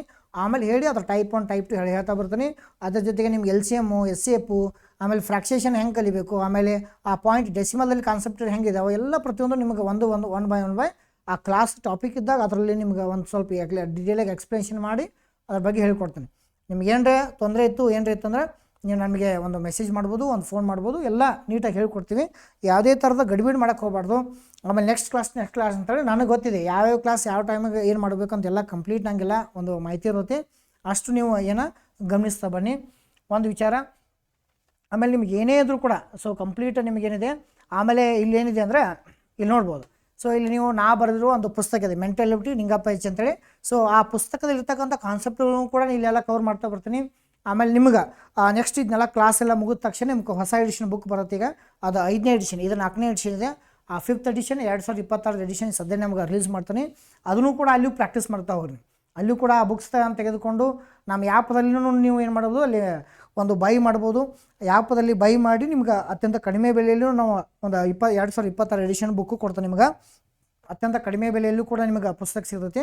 ಅದನ್ನು ಕೂಡ ನೀವು ಬೈ ಮಾಡ್ಬೋದು. ಇಷ್ಟೇ ನಿಮ್ಗೆ ಹೇಳ್ತಾ ಬರ್ತೀನಿ. ಆಮೇಲೆ ನಮ್ದು ಒಂದು ಏನಿದೆಲ್ಲ ನಮ್ಮದು ಒಂದು ಕೋರ್ಸ್ ಮೆಂಟಾಲಿಟಿ ಕೋರ್ಸ್ ಇದೆಲ್ಲ ಅದನ್ನು ಕಂಪ್ಲೀಟಾಗಿ ನಿಮ್ಮ ಯಾರೇ ಇನ್ನೂ ನಿಮ್ಮ ಫ್ರೆಂಡ್ಸ್ ಇದ್ದರೆ ಅವ್ರನ್ನೂ ಕೂಡ ಇಲ್ಲಿ ಈ ನಮ್ಮ ಕೋರ್ಸಿಗೆ ನೀವು ಕೂಡ ಜಾಯಿನ್ ಮಾಡಿಸ್ಬೋದು. ಇದೇನಿದೆಲ್ಲ ನಿಮ್ಮ ಕಂಪ್ಲೀಟ್ ಮೆಂಟಾಲಿಟಿ ಕೋರ್ಸ್ ಇದೆಲ್ಲ ಅದು 499 ರೂಪೀಸ್ಗೆ ಕಂಪ್ಲೀಟಾಗಿ ನಮಗೆಲ್ಲ ಕೊಡ್ತಾ ಬಂದಿವಿ. ಸೊ ಎಲ್ಲ ನಿಮ್ಗೇನೇ ಯಾರೇ ವಿದ್ಯಾರ್ಥಿಗಳು ಕೂಡ ನೀವೇನು ಮಾಡಿರಿ ಈ 499 ರೂಪೀಸ್ಗೆ ಕಂಪ್ಲೀಟ್ ಮೆಂಟಾಲಿಟಿ ಇಷ್ಟೆಲ್ಲ ಏನಿರಲ್ಲ ಇಷ್ಟೆಲ್ಲ ಸಿಲೆಬಸನ್ನು ನಿಮಗೆಲ್ಲ ಕಂಪ್ಲೀಟಾಗಿ ಕವರ್ ಮಾಡ್ತೀನಿ. ಜಸ್ಟ್ 499 ರೂಪೀಸ್ಗೆ. ನಿಮ್ಮ ಆಫ್ಲೈನ್ ಬೇಕಂದ್ರೆ ಆಫ್ಲೈನ್ ಕೂಡ ನೋಡ್ಬೋದು ನೀವು. ಇದು 999 ಇದೆ, 499 ರೂಪೀಸ್ಗೆ ನಾವೆಲ್ಲ ಕಂಪ್ಲೀಟ್ ಕೊಡ್ತೀವಿ. ಸೊ ಹೆಚ್ಚಿನ ಮಾಹಿತಿಗಾಗಿ ನಿಮ್ಮ ಫ್ರೆಂಡ್ಸ್ಗಳು ಹೇಳಿ, ಪ್ರತಿಯೊಬ್ಬರ ವಿದ್ಯಾರ್ಥಿಗಳು. ಯಾಕಂದ್ರೆ ನಿಮ್ಗೆ ಏನೀಗ ಸಿಲೆಬಸಲ್ಲಿ ಏನು ಕಂಪ್ಲೀಟ್ ಹೇಳಿಲ್ಲ, ಇಷ್ಟು ತನಕ ನಿಮ್ಗೆ ಹೈಜಿನಿಕ್ಕಾಗಿ ಕ್ಲಾಸ್ಗಳನ್ನ ಮಾಡಿಕೊಡ್ತೀನಿ ಅಂತೇಳಿ ನಾನು ನಿಮ್ಗೆ ಭರವಸೆ ಕೊಡ್ತಾ ಇದ್ದೀನಿ. ಸೊ ಎಲ್ಲರೂ ಕೂಡ ಈ ನನ್ನ ಕ್ಲಾಸನ್ನು ಫಸ್ಟ್ ಕ್ಲಾಸ್ ಏನು ಕೇಳಿದ್ರಲ್ಲ, ಸೊ ಎಲ್ಲರೂ ಕೂಡ ನಿಮಗೆ ಒಳ್ಳೆಯದಾಗಲಿ. ಸೊ ಮುಂದಿನ ದಿನಗಳಲ್ಲಿ ಒಂದು ಒಳ್ಳೆಯ ಕಾನ್ಸೆಪ್ಟ್ ಇಟ್ಕೊಂಡು ನಿಮ್ಗೆ ಒಳ್ಳೆ ಹೈಜಿನಿಕ್ ಕ್ಲಾಸ್ ಮಾಡಿಕೊಡ್ತೀನಿ ಅಂತ ನಾನು ನಿಮ್ಗೆ ಭರವಸೆ ಕೊಡ್ತೀನಿ. ಸೊ ಎಲ್ಲರೂ ಕೂಡ ಒಂದು ಒಳ್ಳೆಯದಾಗಲಿ. Thank you so much. ಮುಂದಿನ ಕ್ಲಾಸ್ನ ಮತ್ತೆ ಭೇಟಿಯಾಗೋಣ. Thank you so much.